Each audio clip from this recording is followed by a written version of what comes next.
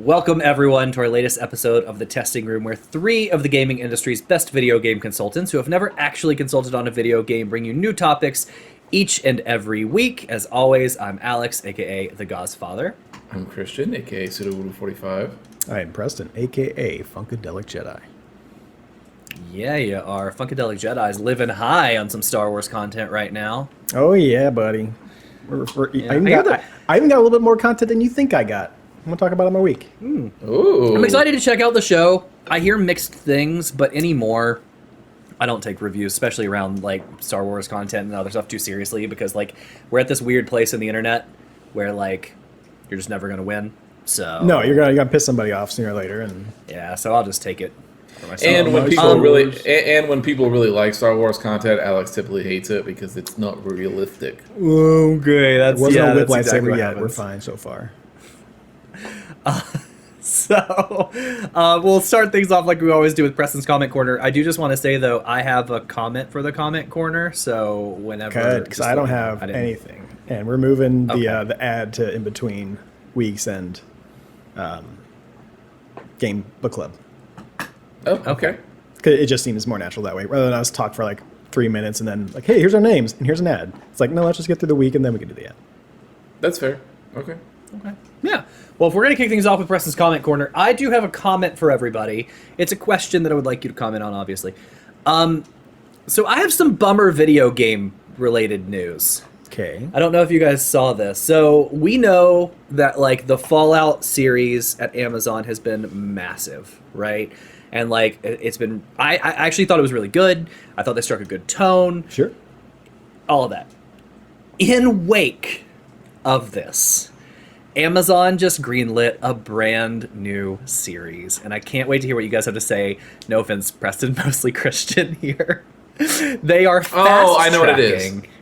They are fast tracking Like a Dragon. Yeah. Yakuza. This is A game that I actually thought would be unmakeable in a TV show. Yeah. But, you know. So I, too, saw this news and said, I have a question for God. And then screamed why.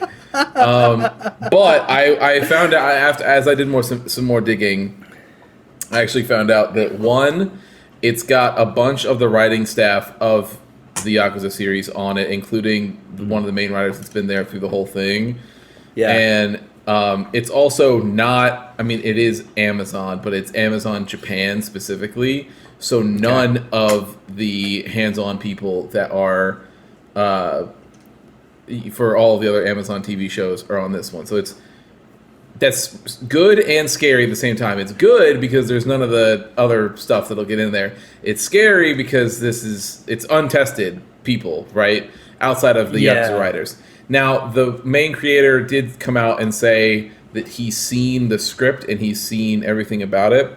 And he said this part's true. He said multiple times throughout his career, he would never ever want to go back and remake Yakuza. He thinks that the way that the games are tell like the story as he had wanted to tell it, blah blah blah. But if he was ever going, it might be like a unique story, like Fallout is. No, this is going to be following Kiryu. But he was saying that if he was ever going to remake it, this is how he would do it. As in, now that I don't want to, I'll dance around the spoilers here. But now that we've come to a conclusion of sorts of Kiryu's journey, the way he sees it is if he was going to try to tell the story of Kiryu again in a to a different audience or a different way, this is how he would do it, because it's supposed to be just like think of Yakuza but with the side stuff cut out, basically. Like, it's just going to be Kiryu's... the stuff that makes it fun and wacky? Sure. Well, not all... No. So there's like canon side activities that Kiryu did, right? So like there's like, you know, him being like a pocket car racer and like things like that. Like those things. But then there's like, you know, I'm going to like help this old woman grow a tree or something, like that stuff. That's like... These are fun side activities, but they don't actually, like, when it came down to, like, remembering Kiryu's past, those side quests don't, like, they were just filler. So all the filler comes out, but the story related content, both main and side, is all still there, right? So like,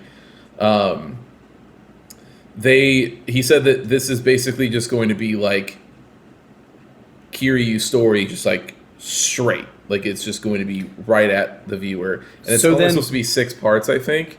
So then, do you think if you do it that way, you're gonna have to run a balance? You're gonna have to stay true to not piss off your old fans, which is the main base you have, right? Which is a good story anyway. But it is. But like, if you do it like spot on, is it the best way to introduce? Do you think it's the best way to introduce Kiryu to new people, or do you think the game is the best way to do it? I think it's the best way to introduce Kiryu to people who don't play video games. Okay. Or haven't played that game, because like there's a lot of those games, and it's pretty overwhelming when you're like, hey, where do I start? Well, you should start here, and there's like 15 games, and you could try these side games, and It's a lot. they're all around 100 hours long, so have fun. Yeah, dude, it's a big ask for people, but I think in general, like, my recommendation to people would be, you know, if somebody's like, oh, I do like video games and I've wanted to get into Yakuza, it's like, cool, then play the games and move on. But like, to somebody who's like, the same reason that the Fallout show was a success, right? Like, a nice chunk of the viewers that watched Fallout have no fucking clue what Fallout is. You think? I actually figured it'd be the other way, but you might be right. You might be right. Because it's Amazon. I mean, like, dude, like it's the same thing with, you know, people. I mean, look at Game of Thrones, right? Like, Game of Thrones is an example. That show brought people who you would never assume were fantasy fans or anything like that. Brought them in to watch the show because people just didn't shut the fuck up about it. And it's gonna be the same thing with Fallout. All people talked about was how good Fallout was, how cool it was, how much people liked it, you know, blah, blah, blah. So I think people who might not know what Fallout is, but just heard it, and they're like, oh, well, I heard the show's good, so we're going to check it out. I heard it's based on a video game, so we'll see. And then it just works, right? I think the same thing will happen with Yakuza, is that Yakuza will come out, people will be like, holy shit, I heard this show's really good, much like Shogun or something, and then boom. You know, they'll be in. And you might get a couple people who are like, this was really cool, and I also like video games. Maybe it's time for me to go and check this out. I don't really think that there'll be that many people, though. I think that most people, the people who will enjoy this show will be either A, people who like Yakuza, and then B, people who just were like, I heard this show was good, so I'm going to watch it. So it's good to know that, like, it is the Japanese studio, and it's from a lot of people involved in the show. That was a fear. I didn't see that when I read it, so that was a fear of mine. Like, we're just greenlighting every game thing. With that being said, it'll be interesting. It still could be awful. It still could be awful. And I think if you take out a lot of the side stuff, you're not going to be far off from a show like Tokyo Vice. So it'll be interesting to see how this show separates itself from a show like that, which, to be fair, is Netflix and not a lot of people watched because they don't advertise their shows. But Tokyo Vice is like an incredible show if anybody wants to see it. Yeah. So that'll be interesting. I also only have one real Kiryu 6-part story I want to see, which is just like a sitcom of him and the orphanage kids. Like, that's all that I want. Give me 6 episodes of him being dad, and like, I would be totally down for that show. There's things that I can say to that, but I can't, so we'll just leave it there. But yeah, and then I hear you. The only other fear of mine when they're taking these properties, like, to so many people, a lot of these games hold a really good place in your heart, right? They're nostalgic. Like, video games, like music, are very personal to people, and they strike chords all the time. Mm-hmm. I think we're in this honeymoon phase with video game TV shows right now, where they're okay because they're newer. People finally starting to put money in them, so they're making them good. But that's what Marvel did.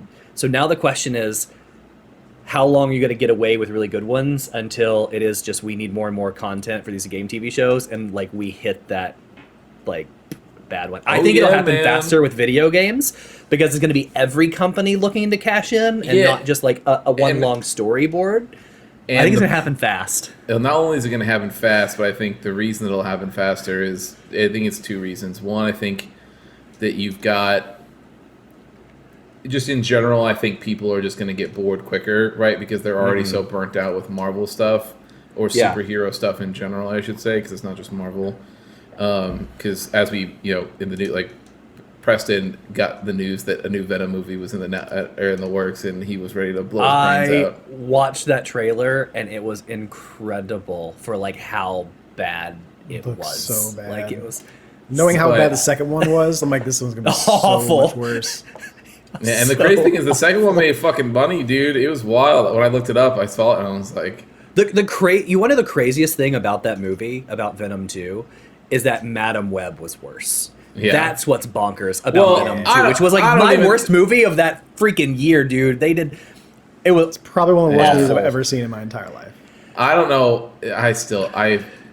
I wish I hated my free time as much as you guys did. You'll never get it. You'll just never. I was doing things while I wasn't like sitting there like, same. Go get some popcorn and watch it. I'm like, no. I was doing it. But then just put on shit that you like. But I also wanted to know, because the whole thing is that like there's morbid curiosity. I've been watching comic book movies since I was a child, right? So like even the bad ones I watch, and then like like okay, I want to see what they do with Madam Web, because I know this character and the other characters that are in there, and I'm like having it on. I'm like watching this. I'm like, really?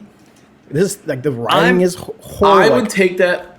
I would take that answer, except that you guys had Jake on his podcast. And in person to us, both. Not in person, but like over a call. So two different ways you got this from Jake. It's not the same. Yeah. Where he explained to you directly just how bad it was. And you're like, I have to know. Like, you don't know. Than what he said. It's ingrained in me. Like, in college, we used to go over to a friend's apartment, and we would, every week, we would pick a terrible horror movie, and not like an 80s horror movie or something, like one that like is new but like so bad because it was kind of fun.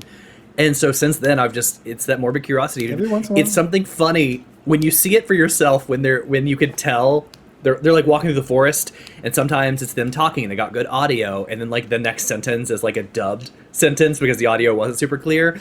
But then sometimes when they show them and you go, oh, their mouth isn't matching those words. Yeah. No. That's a whole different thing. You can just see it. It's incredible. It's just fun to watch and so bad. I don't know. So, fun facts. Did you recognize who Madam Web's mom is? No, I don't think so. She was one of the interns in the final season of Scrubs. She was the ditzy blonde girl. Oh, she was. She's the one with the pimple, the ditzy blonde. Yeah. Or the pimple, the mole on her face. Yeah. It's funny you say that because I did not recognize her. Like I saw her and I go, I know you and can't picture you. And I hate but now you say for that because she was blonde. Now you're right. And you're like, funny. I know why. Yeah. It's because you're part of the worst season of Scrubs ever. The best part about this movie too is I love when like they just shoehorn things in to make stuff fit. At one point, it's about a person seeing the future too, so it's like it's gonna be all convoluted, and bad writing just makes it worse. But they save this little girl. She's a paramedic or whatever. The little girl's like, "Thank you," and she goes, "Oh, don't thank me." She looks at Adam Scott, right, and she's like, "It was all Ben Parker over here," and it's like, "Oh my gosh, okay, thanks." They want to remind you of the Spider-Man universe. Anyway, so the reason I think that video game stuff is going to get there faster is because people are already so burnt out about this situation. Oh, yeah. Sure, yeah. But also, I think that the problem that a lot of video games have is that a good portion of them are not terribly well written. No. And that's why it's like cool when a game has a good story, because then you're like, damn, this is actually really good. Mm-hmm. But there's a lot of video games that, now sometimes people defy the odds, right? Like Fallout is a great example of a story that it didn't follow the story of a game, like in the world, which I think is what's best for it. Because I think not to mention, like, when you play the games, we have so many options of what we can do and have fun with. But then you put it in a script form, and you're stuck with that 30 minutes or whatever as like that's what you're going to see and that's what we're going to do. So it's nice when you take the world and you do a different story with it. Like you can say what you will about Sonic. Sonic's a fun, dumb movie. They're not great movies, but they didn't try to do like the story of Sonic or the story of Mario even in those movies. Yeah. It's like, no, we're just going to do our own version of it in that world, and we're fine. Yeah, I think there's two great examples of this, Fallout being one, but there's a few characteristics they have. It's Fallout and Arcane, right? Arcane is incredible, animate's incredible. And they do the same few things. One, they get really good actors. So like Fallout, there are times and specific characters, the younger kid, the guy in that show, that aren't well written. So there's bad writing. But your other actors like Walter Goggins and the main girl, who is also Arcane, right? Jinx, You have really good actors that overcome that writing. You do a story that's not tied to a video game, so you're not already going in with expectations. And you have people that are around the show or around the game involved in the show. I think there's a case like Halo.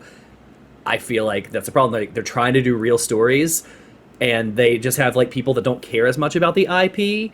And then you get weird decisions like we're going to give a voice and take off a mask to a character we've never seen before, and you're never going to be happy with that. That would be like Cortana.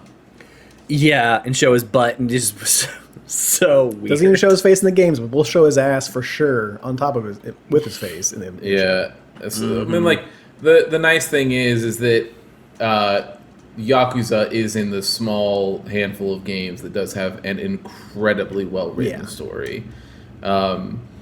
So I don't know that people are going to be prepared though. Like this is where the show is gonna where this show is gonna fail or succeed is going to be at how the audience receives the whiplash of the twists. There's not a twist in a Yakuza game. Yeah. There are multiple, and if it's done well and received well, it'll be fine. But if people are like too much in 6 episodes, it might have it. The reason that I think it'll be okay is because if they do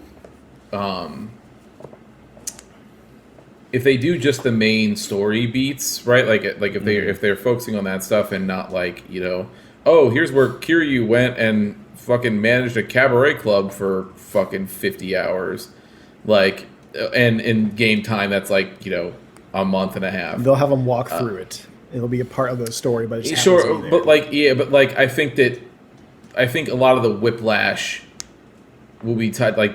It will come off as regular, not regular, but like it will be in line with other gang crime drama related, like stuff like in The Wire and shit. Like I think people can, it'll be able to handle stuff like that. It's just going to be, I think the main thing will be how long do they let those moments breathe? Like how long do you let, how far do you go and how detailed do you go? Yeah. And how long are you planning on letting that show go? Because I'm fine with 6 episodes for a season 1, but that story is too jam-packed with other original characters that intertwine with that story that you can't do it in I one think they said season. 6 parts. I don't know what that means, though. Like, I don't know if that's 6 hopefully parts it's total like or an hour long. Hopefully something like that, yeah. But still, 6 hours to tell a story of yeah. Kiryu, bringing in Majima, and of course, the multiple people in the Yakuza that he looked up to that, stuff happened. Like, there's very deep characterization in that game, which makes it great. Yeah. So, yeah. It'll just be interesting to see what they do there. So anyway, I saw that. I didn't know that news, so that's good. Because when I saw, hey, we're fast tracking Yakuza, I was like, oh no. Yeah. Oh no. We'll still see. And It could be awful. Yeah. Could still They be also all announced that they're doing that Tomb Raider show, and it's going to be animated. And did you hear who the voice actor is? Nope. It's the lady who plays Sharon Carter. I don't know who that is. Yeah, she'd be great. Interesting. Captain America's love interest. The British lady. Yeah. Okay. I'm sure Jake's probably yelling her name. It starts with there's an H in her last name. It's been so long since I've seen a Captain America movie, dude. Like I can place the person you're talking about, but I don't know what she sounds like.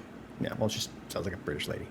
Now I actually, and I'm not going to spend too much time here, but I'm going to say this. I actually think Alicia Vikander was a good pick for Tomb Raider. Oh, yeah. And I think they're still doing like the sequel to that. Like I think that's still happening. Oh yeah. Even though the first one wasn't super well written, like I think that's a good pick because she was a normal girl that did like Tomb Raider-y things, right?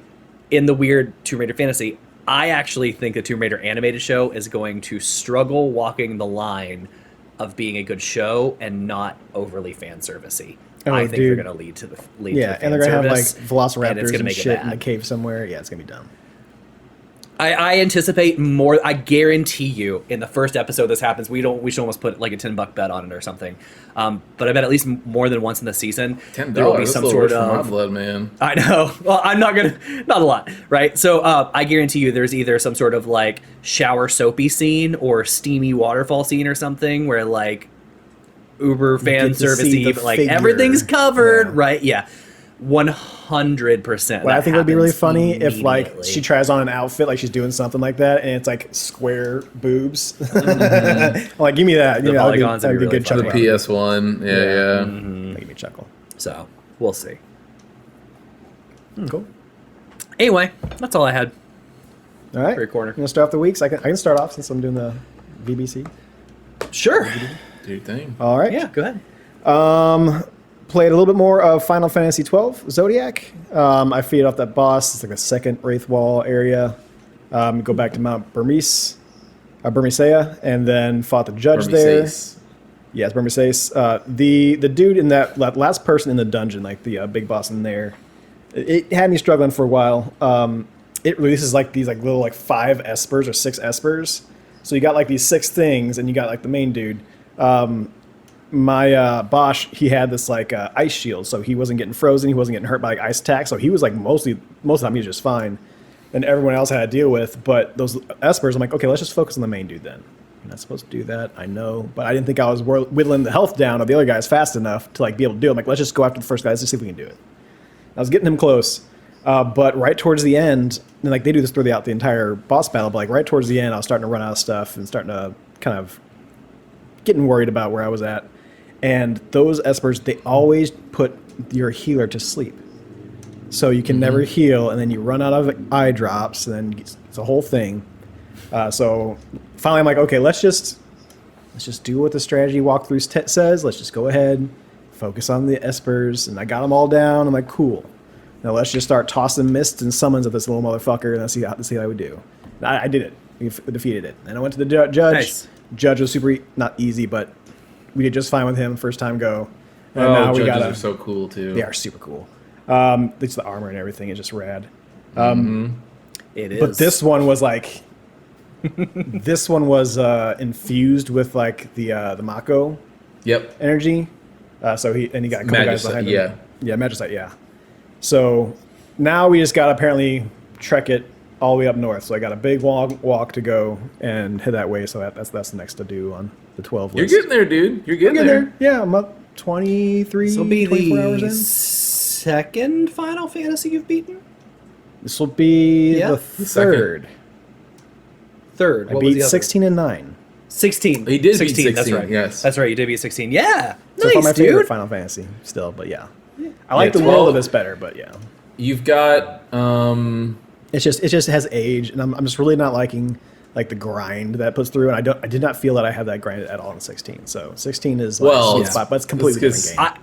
If you're 16's not an into action if you're game, not into yeah. Final Fantasy or you've never really dabbled in it before, I completely get why somebody would love 16 as like their favorite. It makes Yeah. total sense. yeah. But yeah, I'm more of an 12. action game guy. You're getting there. I mean, like you're probably in the back third of the game. You're getting there. Yeah, I knew I was over half. It's not the longest Final Fantasy, that's for sure. No. But it's good. I'm enjoying it. I finished Melatonin. Like, still a great game. If you're looking for a quick rhythm game, I think it took me like just around 3 hours or something like that to beat. Super quick, but hella fun. And super cheap. If you're not my family share plan like these guys are, it's like $10, $15. I think it's even cheaper than $10 if you can get it on sale.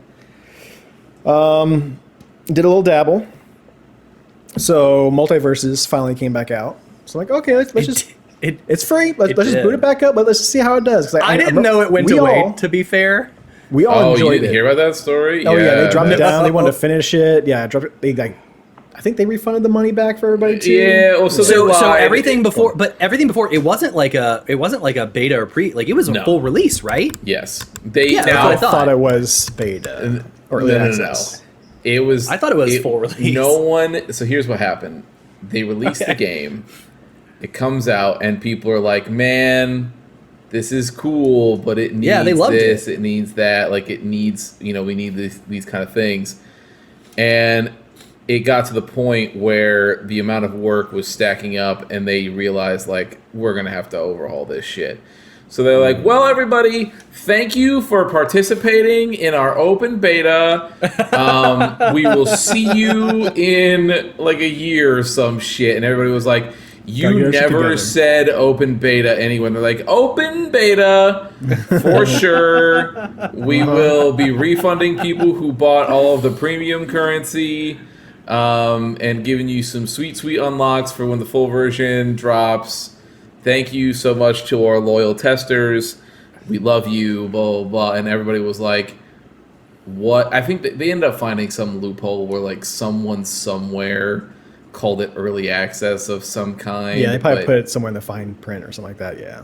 But yeah, it was people paid money for that game. They were refunded, but people paid money for that game, and then it was just deleted. Yeah. So yeah, that's the only reason I knew that happened, because I saw it re-released this week. Yeah, I was like, oh, weird. Yep, so I downloaded it. I booted it up. For those who don't know, this is pretty much Warner Brothers Smash. So think of any Warner Brothers IP, and it's a Smash clone. LeBron James is in this thing. LeBron James is in it. They're trying to get Walter White in it. That's the thing they're going for right now. Some of the new characters that weren't in the last one. Mr. Smith is in it now, or he's going to be. No, he's in it now. Jason's in it. Jason's in it. I think they just finally brought in Joker. And like even in like the trailer of the opening, he like does the whole like Dark Knight. Do you want to see a magic trick quote? Shit like that. But so I booted it up. I'm like, okay, cool cutscene. That's fun. And then it comes in and they want you to do the tutorial.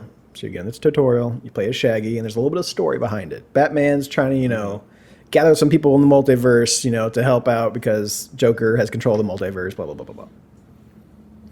You get into it, and it's like the basic, very boring, okay, jump this, do that. I'm like, okay, I know how to do a fucking Smash, man. Everyone knows how to play Smash. It's not hard. And then you get to like the main menu, or menus, with a strong plural. And that fucking menu is a goddamn mess. It is so overbearing. There's a couple currencies. There's all sorts of bullshit in there. The one thing I hate about that's bad because you played Snap, and Snap did not have a clean menu either. No, Marvel Snap did not have a clean menu. It cleaned it up a little bit after a while, but yeah, it's no. This is like horrendously bad. Like it feels unfinished still bad. So like they're like, okay, we got to add all this shit in here. WB's like, we're thinking about canning you. I'm like, well, if we put all this currency and shit, you might be able to make some money off it. That's probably what happened. So yeah, I played a little bit of that. I dropped off it real quick just because it's so fucking bad. Yeah, it felt like not floatier, but like you don't have as like I played Shaggy and LeBron, but I didn't feel like I was jumping too much with it. And the only reason why I played with those two guys is like there's only like 3 guys that you can actually play with. Unless you start unlocking and paying for characters, because I hate that shit. I'm like, just let me play as everybody. And if I want to unlock cosmetics, I want to unlock cosmetics. I'm like, no, you need to be able to play a whole bunch and unlock characters as you go. I'm like, not this game. Can we just say that what a sentence to say that you played as Shaggy and LeBron? Like, yeah, right. Yeah, the 2 characters I played in the game. It is wild to just even say. WB's own LeBron. But yeah, dude, it's I have never seen a game that had such hype and promise, and then WB basically made that studio pull it and spend basically a year to make it worse, and then ship it again. Like it's. I think it is a perfect example of the time we live in which a studio can make a game, people enjoy it, like it, and then spend money on it because they continued to like the game.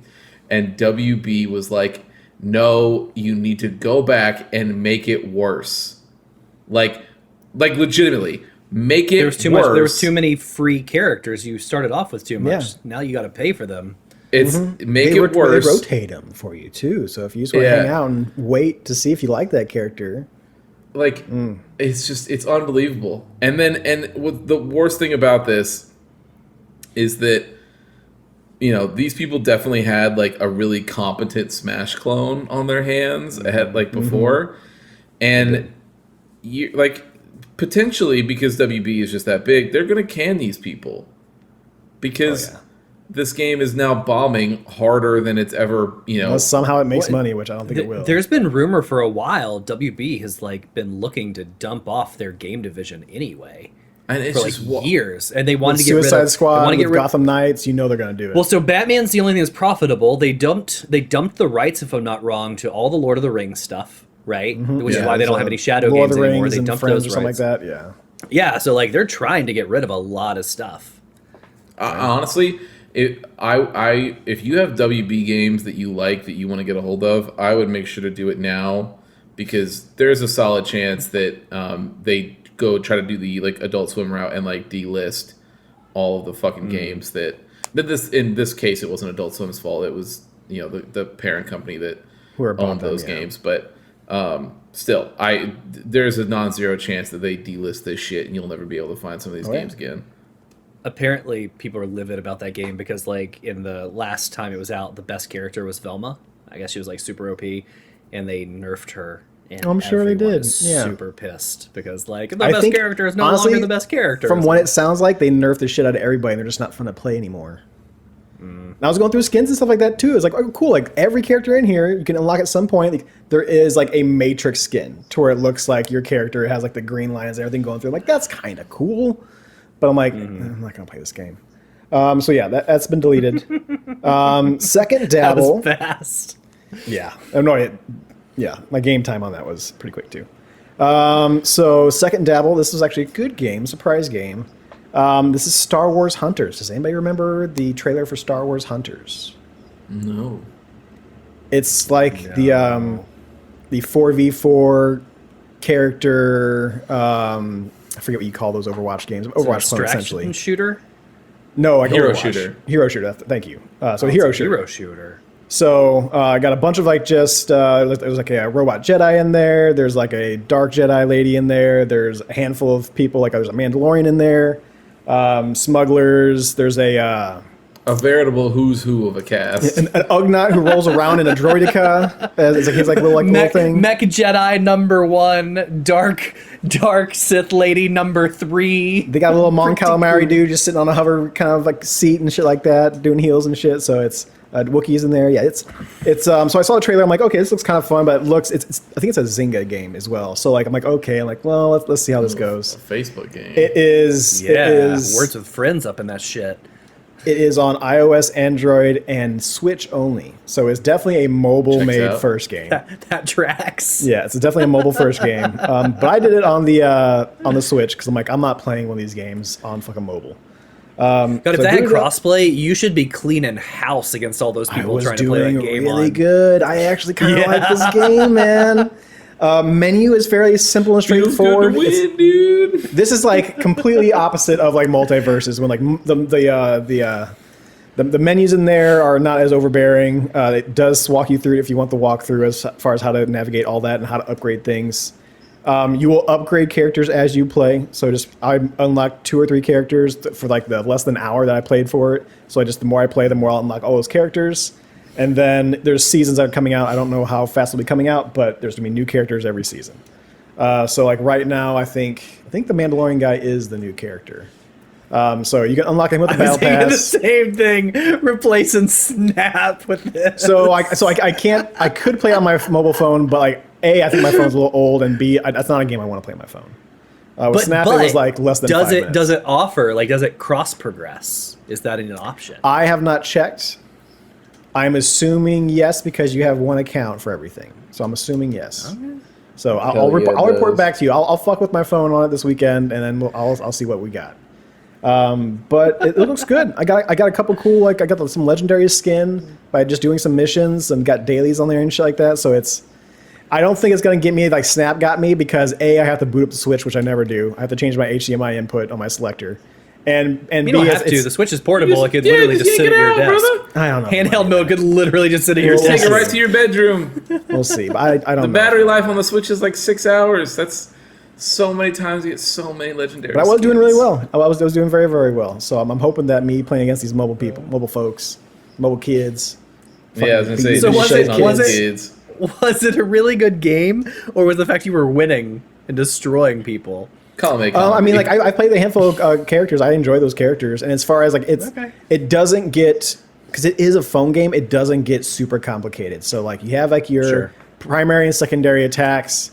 You have like your I think it's like a defensive attack, and you have your ultimate. And that's pretty much it. Okay. So there's not a whole lot. There's not too much going on. And it seems pretty straightforward, so I've enjoyed it. And I played the first character you get is like some Bosch-looking person, so like a not a bounty hunter essentially, but like almost a smuggler, pistolier, if you will. And then the second one was like a clone commando guy. So you got your big Gatling gun. You can pull up a shield for it. That's your secondary. And then your ultimate is it drops in two troopers with you that just kind of come down and start taking down people with you too. So it's a lot of fun. It was good. I might dabble a little bit more with that, so I'll stick with that. Definitely not stick with multiplayer. Oh, I anticipate next week you have much more to say on that game. I've put $25 into it. I've done this. No, I don't see you putting money into Snap it. was a slow progression of. If I like money, it, I so will don't probably see you put doing that money yet. in. If I like it, I'll probably put money into it. I mean, it's like to get that new character, you can't get that once the progression yet. I want to see like the next season if it'll put that character into the progression as far as you playing it. But right now, like, if you look at that full progression of like getting characters, like that new character is not in there. So I'm wondering how they deal with that. So we'll see. But yeah, Star Wars Hunters, decent, pretty decent, pretty all right, better than I thought. Finished season 2 of Mob Psycho 100. Yeah, phenomenal. Crazy shit went down. Super curious to see where season 3 goes because I haven't watched season 2 it yet, ends but I and know, it ends. So yeah, I haven't watched it yet, but I know people really like it. you haven't watched season 3 yet? Okay. No, I just haven't. You know me, man. Been watching it.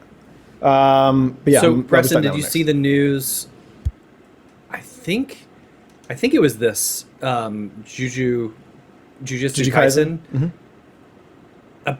Apparently, there's like a fan revolt in the manga right now, where people are asking the writer to please step away because I guess this last chapter is like the worst they've done, and that people are like, I don't know what you're doing with this character, so I don't know what you're doing. So there's like a lot of people that have just responded to the last story arc, and they're like, we please just let it go to somebody else who knows do you what they're know doing. Is the anime pretty close to caught up with the manga, or I know? don't Okay. I don't know, and I don't think so. Last time I looked, I thought there was Usually like it's not, 70 or but yeah. 80. I think there were 70, 80 volumes out, like issues out, and I doubt there's that many episodes, so probably not quite, but Okay. I just didn't know if you saw that news. Apparently there was some drama with the writer. I have not. No, I don't get a whole lot of news when it comes to Jujutsu. And even my Instagram doesn't even pop up with like snip clips or anything like that either. So Yeah. but yeah, I mean it's a good show for sure, as well as Mob Psycho. So yeah, I'm curious to see where Mob Psycho season 3 goes. But yeah, is Christian back yet? Nice. I am. Yes. Sorry. Oh, okay. I No, that's muted. fine. Yeah. I was muting for a second, but I still got it. Yeah. You're good. Okay. And then lastly, yes, just kind of looking around my list of notes. So Acolyte dropped 2 seasons, 2 episodes. Very good. I like it a lot. So I would say for the people who want to get into this show, are curious about it, needs to know that it's roughly 100 years before Phantom Menace. So this is like Jedi in their prime, but as they're getting more political and getting more rules as to like, we can't do this because we saw this in the past, or we can't do this like attachment, things like that. When you're reading the books and stuff like that I've been reading, they're a little more loose on that as far as when you, especially with the like the prequel trilogy and like the Clone Wars and stuff like that, you have, for example, like Ahsoka. She feels differently about how the Council feels about the Force and stuff like that, so she gets disbanded from the Jedi Order. With this era, it's more of less hey, let's work with you on what you're feeling, what you're doing. Okay, you're attached to this person. Oh, you touch the dark side a little bit. Well, maybe you need to take a break, then meditate on that to kind of recenter yourself. Let's take a vacation. Because there is a guy who is like, he's kind of like Anakin, and he gets like, very attached to someone and things like that. And Tori's like, he touched the dark side. And then after a while, they're like, you need to take a break. You need to go on like a sabbatical or something like that, and like just kind of recenter yourself and bring yourself back into the light, essentially. So it's I think it's really well. I think I like the era. I think I like the era a little bit before this better. But this is going to be more of like how the Jedi became to where they're at in the prequels. This is what's A bunch going of to fuddy duddies. Can I ask you? Can I ask you, how long do you think it is until Disney taps into the money well that is a Yoda or a Chewbacca? Because Chewie's like, we assume most people live normal human ages, but we know Yoda's like 500 something. But yeah, Yoda's like 900 or something. Yeah, he is old enough. I think he's in the 200 or 300s. He's old enough to be around while this is going down, and we know Yoda or Yaddle, like, they're racist for sure. Oh, Yoda's So in the how comics long- and in the books. Like he's there. Okay. He's just. So how long do you think it is till the show taps into that money well? I think you'll have to wait until you see a big council meeting, and that's when you'll get it. Because of course he's going to be a part of the Jedi Council. Even that early in his career? I think so. Yeah. I don't know. I'm Yeah, asking. because Well, in yeah, the comics because and this stuff, stuff I'm is pretty like sure the he's part height of of the the Jedi, right? Yeah. Like in the movies is when the Jedi was on their decline anyway, so it would make sense that he would be Yeah. around now. And But he's been around as a Jedi for hundreds of years already. And like there's that one lady with the lightsaber whip, and she's been there for a couple hundred years too, I think, too, as well. I He'll just just wonder be how walking long normal though, they'll like let no them- cane, no nothing. Like, he'll just be spry, just kicking Well, it. Oh, we'll see. I just wonder how long they're going to let this show stand on its own 2 feet before they go. I think he'll have like the cameo. So it'll be like one episode. He's not going to come in like save the day, I don't think. I think they'll leave that to all the other actors, because all the other actors they have in there are really doing a really great job. They have the one guy from Squid Game. I never watched Squid Game, but people liked him a lot. I love him. Like he's like one of the main guys in the show. He's like the master of like the person that you see sometimes. I don't want he to. was really spoil good in anything, Squid but- Game until the final episode when he just makes really stupid, shitty, uncharacteristic decisions for no reason. Oh, well, I don't know if that's his fault. Very good. It's very good. Yeah. I think I'm interested in. I love the idea that like a Jedi gets like a girlfriend and they're like, "Oh, dude, you've just touched the dark side. You have no idea what you've done." And it's like, I just got a girlfriend. They're like, "No, go kill yourself." Yeah, no. So like the way they see that is like the attachment can lead I to know. jealousy, which can lead to like bad thoughts and And so you gotta intrusive go back thoughts. to being a The eunuch. best love story to never happen was Obi-Wan and the Queen of Mandalore, man. Dude, that would have been perfect. Is so good. They were flirting the entire good in time. Clone Wars. Yeah. Yeah. It's intense. Yeah, it's very good. It's like Grey Jedi is the only thing that makes sense, but So in this era, they have who they called way seekers. So they're the ones who don't adhere to the Jedi Order. They're still a part of it, but like they don't follow the rules of the thing. They're off to go explore, go follow the Force, do what the Force tells you, and that's like essentially your job as a Jedi at that point. Because like right now, Jedis in this era are heroes. They're people who go around the galaxy, just making sure people are safe and bringing peace and justice. And then this era is starting to lean into the part where people they say they're doing all for peace, but it's not really peace. They're more of controlling kind of ideals and stuff like that. So they're socialists. Yeah. Christian, you might actually there's some other omnibus comic books and stuff around some of the Star Wars stories, and some of the newer in age but take place older in the lore. Talk about when the Jedi actually start to break up before there was a dark side, and there were multiple sects of Jedi, like the Grey Jedi. Dude, I'll tell you, they're some that clans are and tribes. just war. Yeah. Such war clans only. And there's some really cool stuff there. You might actually like something like that. Oh, I'll tell you, man. That's why I always say I maintain that the coolest thing Star Wars has ever done that I've seen is KOTOR. The Old Republic game it has some of the coolest, because it goes in especially if you follow the gray path or whatever, and there's stay tuned, you might be able to see this in Preston's playthrough maybe. But when you get to Tatooine, you're dealing with Tusken Raiders and stuff, and it goes into their religion and their god and things like that, and then the Force god, and all sorts of shit that you're just this is cool as fuck. Why did nobody? And then you just see George Lucas behind a desk being oh, it's so stupid. I hate but then it. you got Dave Filoni with his Rebels and bringing in Sith temples and stuff like that, and bringing in Sith gods into the mix. It's really, really cool. Did you guys ever play the Old Republic? Just question. Yeah. The actual MMO. There's one person that definitely did. Max He played it till level the bounty hunter, vanilla. He played. I He played it till the server shut off. I'm just playing the game one. as well, and I will Galaxy. They're shut not. up. They're just hosted. They're hosted locally by somebody in like. No, the another Old Republic country, is and still you're a just free to play giving them game. It's all alive yours. and well. The Star Wars Galaxy but is it just is. switched They, to them. they did an expansion a year or two ago, but I know, was saying, but Preston played it back when it was like still a video game. Yeah, I played it when it That's first true. came out, right? For 2 years, I think. Travis and I played it as together in that. But Story I just was so remember good. that the story was good, but that was one of the games that hooked me into MMOs because they nailed the environments. Like you felt like Oh, you were yeah. transported to these other places. Did a really good Like job. it Yeah, was- the game that hooked me into MMOs was WoW, and then I was like, this is a problem, and I should stop playing these games. Yeah, I played when that game came out in like 2011 or 12. I What, would have been in KOTOR or WoW much WoW? earlier. Yeah, I was Old gonna say Republic. WoW. Was I would have been in WoW. 2004, I would have been in WoW much before that, but yes. or 2002, Still. whatever it was. I No, played 2001. EverQuest first.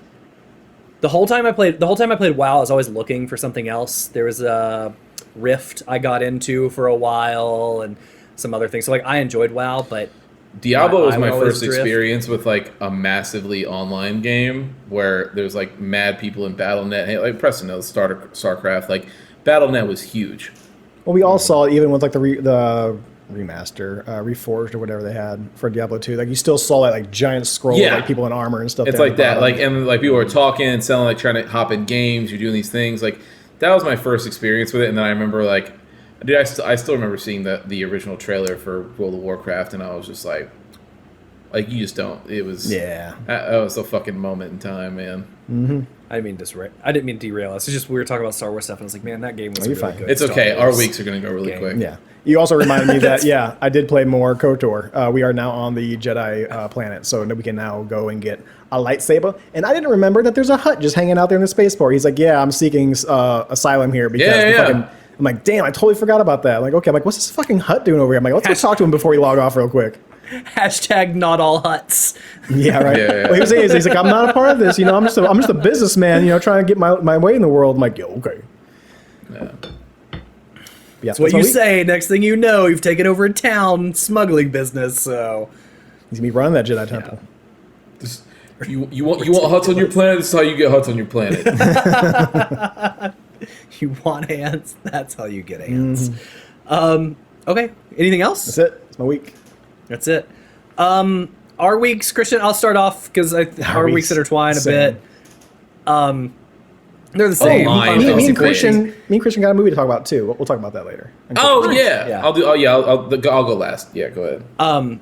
So we played some Final Fantasy 14.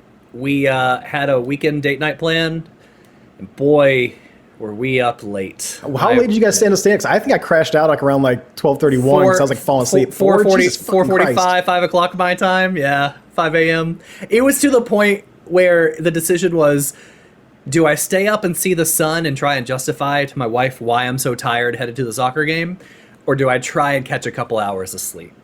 And I opted for the couple of hours of He sleep. caught the a wise thing couple to do. hours, and I was like, I have to go feed a cat, like not ours, To not kill it. Yeah, and so I was like, and I have to do that at 7 a.m. And I was like, so I guess Daddy's just staying up, and that's what I did. So we've had a good week in general. Like we've been trying to knock stuff out. There's an area called Boja that's old content that we've gone back to do. The Southern Front. We're almost done with that collectively. Getting our judge armor, which Final Fantasy 12. You're just talking about, Preston. Like you Yeah. get some cool armor from that. We plowed through some Eureka stuff, which is other old, like even older content to get the armor we want. And man, that was great because that is the whole idea of Eureka is like the classic MMO grind. Like you want to go to Goldshire and kill some rats to slowly level. That's what this is.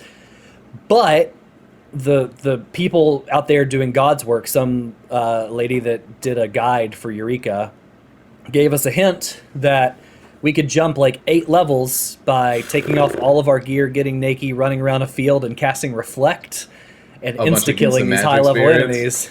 yeah. Yeah. No, not insta killing. They take a little bit. Well, but they did you take some time, Yeah, but They do no damage to us, but we made a lot of progress and we're getting there to the end. The frustrating part is we're also getting in these higher level areas where for some reason the people in these areas are just kind of douchebags. It's not even. So, like, no, I don't think it's the people in these areas. I think it's just it's the luck of the draw in the instances. There's been some instances that Alex and I have been in. we had and two in a row.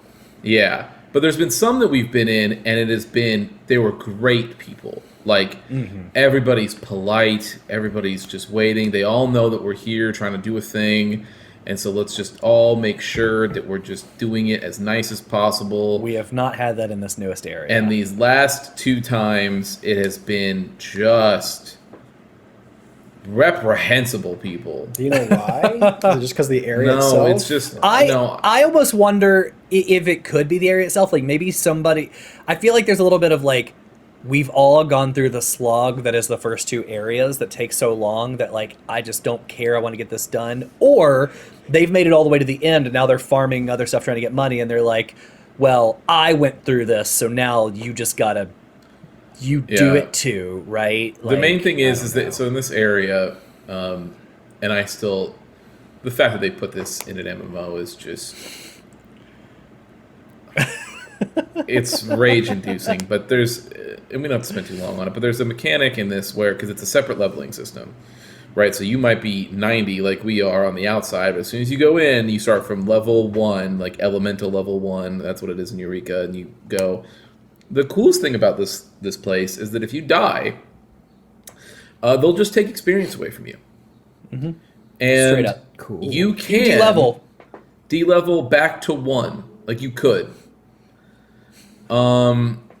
It's infuriating is a word, but the way that they punish is they want players to talk to each other. They want players to interact with each other. They want all of these things, right? So one of the ways they manage that is that you lose nothing if you die. But if you res back at camp, that's where you lose all the experience. So you're supposed to get somebody to come help you. Sure. Right, so you'll type in the chat and say, hey guys, this is my location, can somebody give me a res? And sometimes people will write on out and say, yep, on my way. I'm heading to you right now. Or, hey, give me 5 minutes and I'll be over there, which is fine, right? Like, I'm the one who's dead, so, I gotta, wait for this particular thing. There's other times where people just go like, I pretend I do not see. And they just go about their day. They might ride past you. People could ride past you, spit at you. Who gives a fuck? They'll just walk right by. And you have to res, especially in our case, because I'm playing a healer and Alex is playing a tank. One of us definitely has to res, and it's not him. And so I have to res and then go and find my way back to where his body is at and res him. Meanwhile, Alex is channeling my anger and hate typing a message to everybody in this instance to let them know exactly how we feel about their unhelpfulness. And it's just frustrating because then you'll see the unhelpfulness built though, right? So it wasn't just the rezzing thing. There are world events where when everybody participates in killing these bosses, you all share a lot of experience. But there's enemies sometimes on the way, right? Like it could be a lot. Yeah, and so everybody goes to do these things, but there will be problems where you'll be on your way and you'll kite an enemy. So you accidentally tag an enemy and they'll be following you, and some of them are higher level than the event. So it's I can do the event, but I can't necessarily kill what's behind me. So we're running, and we kite these things all the way over to the party, and everyone just stands there. And just instead of jumping in and let me help get this off of you, one guy even had the balls to type rip this guy, and just as he was watching us get now we didn't die, but we were pissed. And I put in the chat, I was like, rip who who was dying? It wasn't me, motherfucker. We were pissed. I started bringing enemies to them that did AoEs and just dropping them on people. If you're not gonna fight with me, I'm just gonna just be an annoyance to you. So it's little things like that, but we're slowly making our way. We're basically towards the end of the current area. Then we've got one more, and then it's time to try and get the awesome mount from Final Fantasy IX, the thing that I have wanted for so long, and that we're fighting for. And the best part about about this raid is that just like everywhere else in Eureka, if you die, you can lose levels. And when you do, you can potentially de-level yourself to the point where you can't do the raid anymore until you get the level back. So it's pretty cool. It's pretty cool. It's amazing that Christian and I have any sanity because we're currently working on 3 things. Yeah. Eureka, this one, where if you die, you lose levels. Boja, which is the Southern Front and other stuff. Same which thing. Is fantastic. Different level system. Instead of going from 1 to 60, you go 1 to 25. Same thing, though. If you die, that one, if you die, you do lose. But you'll never regardless lose. Of your but rounds. you'll never lose rank. So you'll like, never lose an entire rank. You lose. Like if I ranked up to like 18, but then I lost a fuck ton of experience or whatever, I will never de-rank to 17. You will stay at 18. Yes, and though it is possible because the experience always stacks up. So like it's not I get 1 to 100 and then I rank to level 2 and then I go 0 to 200 to level 3, 0 to 3. No, it builds. So you rank up at 100 and then it goes 100 to 200, 200, 300. Theoretically, it would be possible you could lose all of your metal down to 0. So then, if you ever wanted to get to 18, you're re-ranking all over again. Right? So, like, it's its own hell. But they once you hit 25, it's perma-locked. Yes. So there's that, and then the third thing we're doing, and this is the most like sanity breaking one, is Eureka Orthos. This is what we did over the weekend. So Are you Eureka thinking about Claw Orthos. McGraw? Because I'm thinking about Claw McGraw. So Eureka Orthos is a 100 level dungeon. Called a deep dungeon. And a deep dungeon. And same thing, you start out at, you first have to work your way up from level 80 to 90, so it's not as much. But you do this in kind of the story tutorial area, it's pretty easy. But you also have to rank your armor and your weapon with it. So you have to get it to like ideally plus 99 on both, and it starts out at a 0. The catch is you can only rank it by opening silver chests. The silver chest will only give you 1 or 2 pluses randomly, and the chest isn't guaranteed. Like, you could get 3 on a floor, you could get 3 on 3 floors, you could not get 1 for 20 floors. They're it's completely random. It's randomly generated floors on these dungeons, And we also want a dope mount from this that requires you to beat it 4 times, so you got to get to floor 100. Here's the gimmick. Yeah, here's the gimmick here. You don't lose levels. If you die, you get booted out, and you have to start over again from floor 20. And it is not short. The first one took us about 4 hours with a pug group. For people who aren't familiar, it's just like a random group that we found, 2 people and us. And those 2 people didn't know each other, they didn't know us, whatever. So there's also no communication. We made it to floor 75, and we died. 76. We got out. We got another party. We started rolling, dude. We knew these bosses. We're moving through. We knew these floors. These guys are great. Another 4 hours. By this point, it's like 4:30 a.m. my time. We got to 1 floor further, 76, and all died. 8 hours from like... Actually, probably longer, right? It was like from like 6:45 p.m. to almost 5 a.m. One hit killed, or is it like teammates not doing something? Or no, we did. We got one shot. Everything at the higher levels at like 50 and up has a one shot mechanic. So you just need to not get so you're only fighting one enemy at a time at that point, because like you just need to know what you're doing, or you have to have prepared, which we didn't do, and we just because we didn't think about it. But there's these things called like Palmanders of Raising, which will give you like a free res as soon as you die, which is huge. And all these there's ways to protect yourself against an insta wipe, but they're item based, and you got to hope you get the good drops for it, and you got to do the whole thing. And you can only carry a maximum of 3, but there's 4 people in a party at all times. And here's the thing: when a lot of these things are telegraphed, like an attack is coming, so like get out of the way. On the floors we were on, there's 2 mechanics that are just like, whoever came up with them are truly evil. Yeah. The one that wiped us is an enemy that we see earlier in the game, but it has no tell. It has no cast bar. It has no area of the ground effect. So you either have to watch for it. So if it crouches down, you go, oh shit, I need to get out of the way because it's going to spin and do a swipe, and that'll kill us one shot, which it did. Everybody except for Christian. So then it happens again, and Christian's like, I need to get out of the way, except if it crouches down but raises its tail, instead of doing a swipe, it does an outside-only attack that's a lightning attack AoE. that's an insta-kill. So that was one. It was infuriating. The other one is on those same floors, there's these big gorillas, and every 3 minutes you're on that floor, regardless of where you are, they will eat a banana, and every time they eat a banana, they get stronger.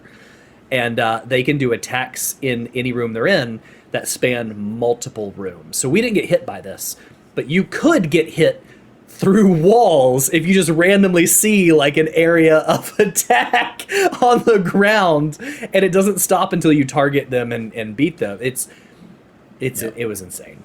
So we didn't beat it. Yeah, and it can't be understated the panic that you feel when 3 of your teammates die, and then you see this enemy and you're just like, oh fuck, what do I do? What do I do? What do I do? And then I'm like, oh okay, I gotta get away, and then you get smoked, and you're just like, oh, like, and everybody in the chat, like your team goes like, GG's man, and they leave. Nobody's mad about it. You just because there's nothing you can Christian do. and I man. are mad about it. We just stay quiet. But you can't even. Well, yeah. Well, the best part was, and Preston, you were online for this, but the first one we lost. We screamed no, and Alex just quietly he toggles walk on his character to RP his anger, where his character slowly walks towards the person to like you have to clear your save data to make way for the new one, and he just slowly doesn't say a single word, just slowly walks to the person, and I was like, all right, I guess this means we're re-upping, but we're just you start laughing. There was a lot of laughing by 3 in the morning or 2:30. We were pretty slap happy. God, we were gone. We were gone. The one that got us hardest was I was sitting there, and it was 3 in the morning, and there's this scorpion enemy that does something, and I remember seeing it, and I was like, oh god, fucking Claw McGraw over here, and it was a mix between, but the way I said it was like it was a mix between like a old Western thing, and also like Krav Maga, and so it was like, and kind of a pun on what the name of the enemy was too. And it was, we were like fastest stingers in the West, like it was bad. Quick draw Claw McGraw. Quick draw Claw McGraw, yeah. Step. But so that's That was my week though. It's just we're on that grind. We're less than a month out from the expansion, so there's just a few things we're trying to finish. Which 2 of them we will. Eureka and Boja, we are so close to being done. That's locked. We have accepted the fact that Eureka Orthos might not happen, but it will happen before Dawn Trail is finished. But it will happen. But it will. It's unlikely that it'll be done before then. But yeah, so I'll just take. So my week was the exact same. The only difference is that I also dabbled. Obviously, we all played the game that we're here to talk about, and then I keep chipping away at Uden Chronicles when I'm on my Steam Deck and stuff like that, because I can't play 14 on my Steam Deck because Square's account system is the most ridiculous thing on the planet. And I've been keeping up, so I've been watching Demon Slayer and My Hero, both very good. I've also been trying to finish up Steins Gate, which was an older recommendation from somebody else, so that I can get to my new recommendation, which is Free Ren by Preston. Yeah. I added that the other day for fun when I was traveling. Alex, I was going to tell you, I think Allie would also like Free Ren. I think that's something that she could get into with you. Like, I think that you both would really like that. Like that's Free Ren is like the anime I would recommend to almost anybody, as long as you can handle animation. This is wholesome. Yeah. The only other thing that happened this week was Preston and I went and saw the new Mad Max movie, Furiosa. And I thought it was a good movie. I don't know.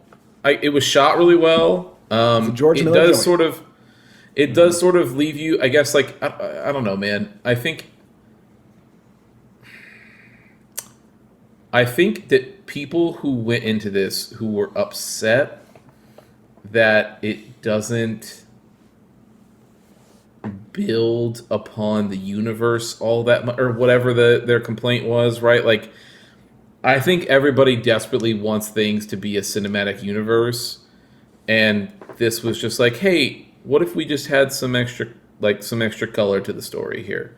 But like, even in general, up until the like last 30 seconds, if you had not seen the first Mad Max movie, you wouldn't have needed to, and two, it wouldn't have mattered. Like, it's at the very tail end that they're like, and this is what goes on in, like, what Furiosa goes on to do or whatever. But other than that, it's a completely standalone film that just sort of, like, tells a story about this character. And I think that's fine. I don't know why people needed it to be connected so bad, but, like, I thought it was shot well. It was really cool. I think all of the different actresses that they get to play Furiosa throughout the time did a great job. Yeah, great. And my only complaint would be that I want to know more about the area that she comes from, because it seems cool as hell. Yeah. You're muted, Preston. Am I muted? Nope. No, I'm good. It's my fucking headphones again, because that's a cool thing that happens to me now. So, Preston, please talk about the movie. Sure. I'll be back. Thought it was a great movie. It is, and the creator has said things. He's like, I don't want to make like a series of movies. I just want to make movies that are chunks of this world. Now, obviously, this is Furiosa. Furiosa was in Fury Road, and Immortal Joe's in there somewhere at some point. You got the same 3 locations as far as like Gas Town and the other place with the forget their fucking names. The painted boys. What are they called again? The soldiers. Yeah. I know. The Witness Me guys. Well, that's where. What did you say, Immortal Joe? That's where he is, right? What's that? In Morton Joe. Yeah. Yeah, he's like where the leader of Immortal that Joe The area. is? Citadel. Yeah. Yeah. Citadel's what they call it, I think, yeah. But yeah, no, it's a fun story. Anna Taylor-Joy, I think is her name. Doesn't have a whole lot of lines in this, and she doesn't even show up until, like, I want to say after half, but I could even be, like, the last third of the movie. Because it's mostly just, like, her being young, people in that area, how she got to where she's at kind of deal, and just, like, building up that world and what's going on in that space. It's pretty good. Definitely had, the usual George Miller. I'd call it the, what I thought about the other day, unnerving edits, the unsettling edits, to where like it has it, no, not edits, the frame rate, to where it has it like very choppy, very fast, like frame rate that it goes to and does things. He has that. He had it in Fury Road, and I want to say he had it in his other Mad Max movies as well, with Gibson. But yeah, it's just his little flavor that he puts on all his movies, and they had a bunch of that. The only thing I'll say against it, and I don't know if this is just me looking for it or if it's actually something that changed, but I think in the first half, anything that's done on green screen or blue screen or whatever it is very obvious to me. I don't know if that's because I'm getting used to like people being in the volume, and now I'm starting to see some more blue screen stuff. But it's just something threw me out of that world to where it's like I got behind the camera instead of being like, enveloped in that world. Later on, I think it did a much better job. Yeah. I think, when they pan out and stuff like that, going from what's real to what's CG, I think they did a really good job, especially in the later half. But yeah, when you see it, Alex, I'm going to ask you about it. I'm hoping that he forgets. Allie wants to see it really bad, so we might go this weekend. It looks good. I wouldn't say look for that, but like when you get done with it, I'll probably ask you about that. Like, did that jump out to you compared to like? Cause I wonder. I'm like, I kind of want to watch Fury Road again now just to see if I saw any of that in there if I'm looking for it. So Fury Road, they did damn near everything. I know, practical. So I think that's what threw me off is that so much of these Mad Max movies are practical. And I think this one had a little bit extra when it came to like not practical, which I think threw me off a little bit. Yeah, and it is front loaded because the back half there's a lot more, let's call them like personal shots. Like it's like not many people on screen. Like it's 1v1. It's either that or like car chasing or vehicle combat. Right. So like you got just camera following cars. Yeah, and so I think it's way easier to do practical that way, but they try to do some in the beginning of the movie. They try to do some really big shots, and to Preston's point, it does kind of stick out. It's a little jarring. It's not bad. It's just noticeable if you're kind of seeing it for what it is. I wonder I really liked Fury Road as well. That's one of those movies I love own. Fury I Road. watch every once in a while because Fucking it's a love it. spectacle. But I wonder if it would have been better if they didn't tie it to the Mad Max character and did what you just said Miller wants to do, which is stories in the universe. Because sometimes it's weird to like watch movies from the '80s with a character and then see the same character in a modern film. And I wonder if they just made it like another Mad Max story, but not around Mad Max. If that would have changed. I'm not sure because, like, I mean, even so, like, you could just change his name, and you wouldn't notice the fucking difference. Yeah, that's what I mean. That's so what I like, mean. Just not call him Max. I mean, right? but also like Mad Max is in all those other movies, and like they're not exactly always like tied together. But it's Mel Gibson fucking showing up doing some Mad Max shit in this little small section of that world every time it happened, and then this one was just him being in a different spot. But yeah, you could definitely just change the name. I think I like the world of Mad Max more than I like Mad Max himself. Mad Max is fine. Yeah. But there's a couple times that I was waiting. I was like kind of not hoping, but I was kind of expecting to see Mad Max show up somewhere in here. But no, there's plenty of times where I thought it was like the opening bit of like one of the movies to where he's like sitting there pissing next to a car. And I'm like, oh, is this the beginning? Because Christian probably heard me. I'm like, oh. I'm like, 'cause I thought they were doing the beginning of Mad Max, like one of the old movies, like Road Warrior. I'm like, holy shit, okay. They're tying it together. I'm like, oh no, this is something completely different. So, but yeah, no, it was a good movie. I liked it a lot. Yeah. Nice. This episode of the podcast is sponsored by Comic Headquarters. If you are looking for a trade paperback or hardcover, the guys over at Comic Headquarters can help. Even if they don't have what you're looking for, they'll offer to order it in for you. Visit comichqstl.com today, where you can contact them and order that trade paperback or hardcover that you've been looking for. Or give them a call at 314-433-5449. Let them know that the testing room sent you, and you can get 10% off your order. Nice. Cool. Well, with that, let's get into our final part of Ghostbusters. Final part, last 2 levels, technically 3 if you want to go at it. But yeah, this is going to be fairly quick because kind of reaching same on how all these levels are built. So we'll kind of get through some of this a little bit quicker than usual, but that's okay. All right, so first level is first level is Shandor Island. So you start off, you're in the Ecto 8, which is their boat, all decked out like an Ecto vehicle, which I think is cool because now I'm curious, what is Ecto 2, 3, 4, 5, 6, and 7? Now I want to know. Yeah, what is their budget for somebody that's just owing the city a ton of money? No, because to be fair, their budget is like government contracts. Like they're getting paid by the city. And they're to have all these vehicles. insured by the city. They don't owe the city anything. Yeah, they don't owe the city. Okay. They're insured by the city. And I'm sure they get money from them to beef up. To build boats? Apparently so, to build boats. And like, I'm assuming they have the helicopters in there somewhere if they're going to go with it being 8. But yeah. So we pull up onto an area where that portal is supposed to be, that section, and then as we're pulling up, Shandor Island rises from up underneath. It took a while for me to figure out some things in here, but yeah, as we get into it, you start off and you're kind of at almost like a boat dock or whatever. It's supposed to be like a harbor for the area, but this is like your first tether puzzle. This next 2 levels are going to have a lot of these like, use your tether to pull this thing down or pull this thing up. I'm like, whatever. God, it was so good. Love that mechanic. They really wanted you to fucking use that mechanic. I gotta say, man, the one thing before you keep is, God, it's so irritating when they have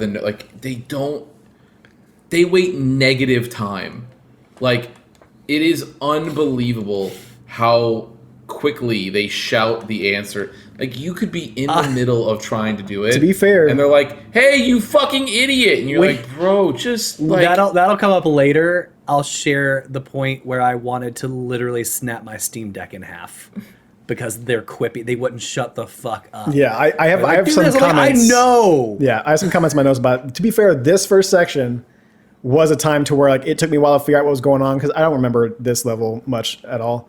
And I'm like, what the fuck did they want me to do? Am I running around looking for stuff? And they actually took a while to chirp at me on this one. I don't know if I just wasn't standing in the right spot or what. Or if the game just didn't feel like doing it at the time, because we'll talk later about how this game just doesn't want to progress sometimes. But it took me a while to figure out how to do the tether, it took me a while to figure out that I needed to use the tether on this section. So after I finally figured it out, I hit the tether up, move it around. It's fine. It's great. You may walk through, and it's like, yeah, this is pretty much. You're going to be doing a couple times within this level. So we get outside the castle. We're going to start going through waves of enemies. So this one, we got some gargoyles, some spider dudes from portals, and a door closes on us, so we can't get inside right away. I don't know about you guys, but from now on, if I see any these enemies that come from portals, I am first thing first looking for those fucking portals and getting rid of those portals. Yeah. I don't care about anything else. And now this headphone is apparently a battery low, so. I ran through these entire 2 levels using nothing but the Slimer gun, unless I had to trap something. Otherwise, because they're all weak to slime. I just ran around. Part, yeah. Even like the cultist ghost that you got in there. Yeah. Shut the portals immediately, whatever. Yeah. That's all I did was run around with that stupid slime gun instantly. Oh, you're good. I can still hear for a while. I'm switching over. I had the same way. I was just, I would, as soon as I see a gargoyle enemy, I grab it, slam it, and then I just switch back to the slime gun to my thing. I will say that one thing I forgot to mention about before we move on, the funniest thing about the crane thing was that I was shooting tethers like at random. So I had a thing in this where I think this is probably me trying to break it. But I'm like, what can I tether together to like have it slam together and then like see what happens kind of thing, you know? Tossing boxes around and shit. And so I was like tethering a bunch of shit, and one of them just happened to be to the crane. And the guy was like, way to go, Rook! Like, that's the way to do it. And I was like, huh? And then he was like, keep pulling it. And I was like, oh. But it was just like, but yeah, they wait, yeah. I did that immediately. Kind of by accident as well, right? Like, I know I need to do something, but I'm not sure what. So I tethered the crane immediately. And that's what he said, right? Way to go, Rook, and so on. I was like, cool, that's what I need to do. So then, like, if the crane's to my right, I shot the tether to my left, and the crane just goes... Yeah, you gotta find a sweet spot.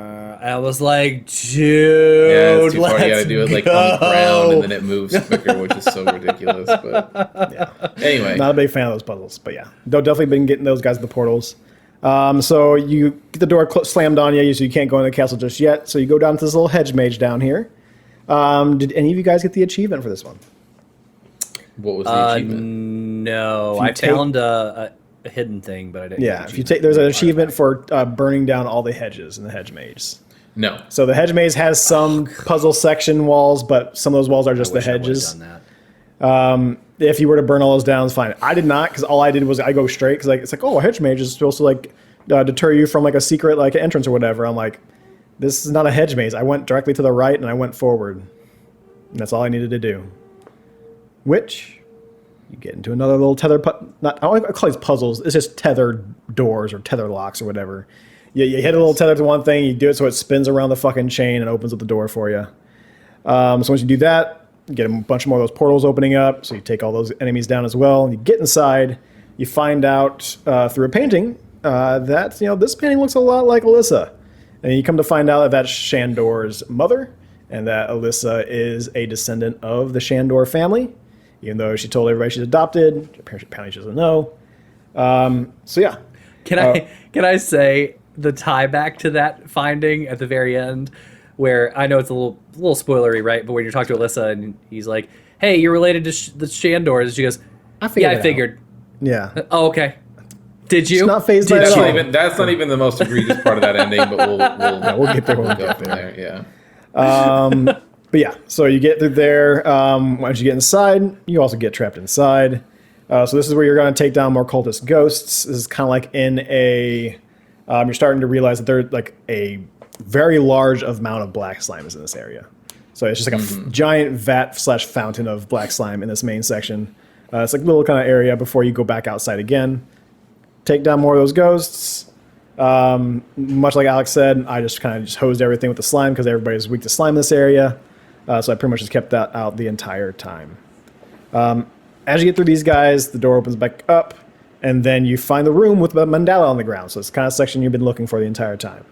As soon as everybody else walks up through there, the rookie, a.k.a. Alex, just falls through a trapdoor.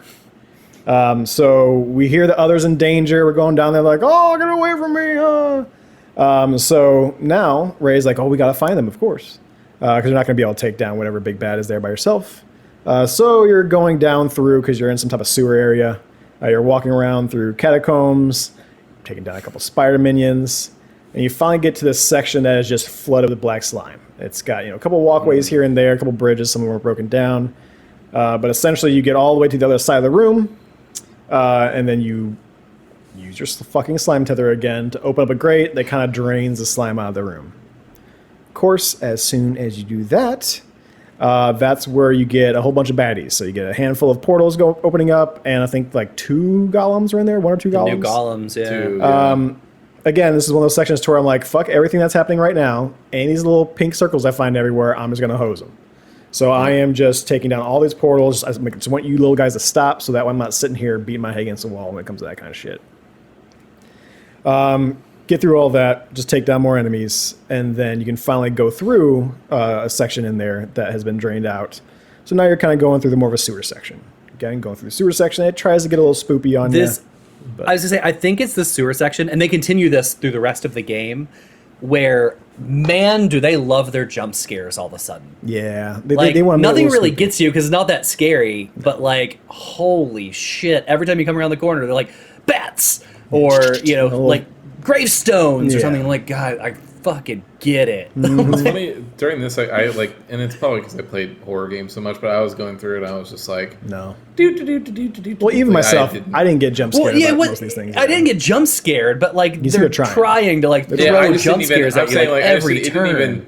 It just didn't even register as, like, I was just like, oh, they're just turning up the spooky atmosphere over here. Like, ooh, there's bats now. Like, I just... Oh, no. Little spider minion ran across. So yeah, going through the sewer, and then you get to a section, because you can hear Winston. And so you come up to this section, and it's another kind of like slime lab. There's a bunch of vats of slime everywhere, different types of slime, different colors of slime. And there is like an actual thing you can find with your PKE meter. Pink, blue, green, and yellow. Yeah. And black. If you found that if you found that one item with your PKE meter, it shows you the different types of slime. So you get all those different colors there. Yeah. You find Winston, who's like in some type of like sarcophagus coffin type of deal. It is like a weird like slime Iron Maiden. Yeah. That's can I ask you, Preston? What is the story implication there? Like, who built those and why? Like, did they anticipate a lot of people coming down here? Are these the things melting Shandor's people lab, to right? make Yeah, so they would have slime? cultists come down, and then the cultists get converted by just getting overwhelmed with the slime. It turns them Just into going some type of monster in thing. there. Yeah. And okay. Yeah, it was just Gotcha. Shandor Kidnap shenanigans. Yeah. Yeah, Shandor shenanigans. So that's the next bar and grill that I'm opening up. Shandor shenanigans. So yeah, going through So there. many tchotchkes. Yeah, exactly. I almost rage quit here. Did you? Because this is where, not when you find, where you find Winston and the next one, when you're in Egon, when you're on the grates, right, and you're running around the top, and you have the ghosts that come up. The ghosts have all those fans around the room that, like, when you shoot them, they jump into a fan and pop out on another fan. Opera singer all over again. I got down to 2 of them, and they were stuck. They were stuck in a loop where they were jumping into a fan here, but it would pop out on the opposite side. And I knew, like, that's where they were going to be, right? Because I watched it happen like 4 times before I figured it out. So then I figured out where it's going to be. But the problem was they were doing it so quick, I would go, bink, as a shot, and then I'd go, pew, and teleport back. And I was getting pissed. I was like, just stand still. I bet. All right, so yeah, we'll go to with what he says. So we find Egon as well, and this is where, and even before a little bit of that, it's this is where we're kind of figuring out that this is where the mood slime came in on the Ghostbusters 2 movie. Like all that slime that was in the sewers was being fed in through Shandor's area. So more cultists, more portal ghosts. And then, we get Egon, and again, more pole enemies, and a couple more golems. This area was not as fun because there's a lot of sections in here where they just have like wires laying around that you can't lift your leg above. Which I think is, I hate. Can we just say, you can jump. It is funny. There's so many things that you can't get over, but they include a jump, and the jump is basically your character just being like, like he just barely comes. And you're just like, what was the point of including that? You put a whole button dedicated to this, and you didn't. It's the fastest way to travel if you're in the PKE meter.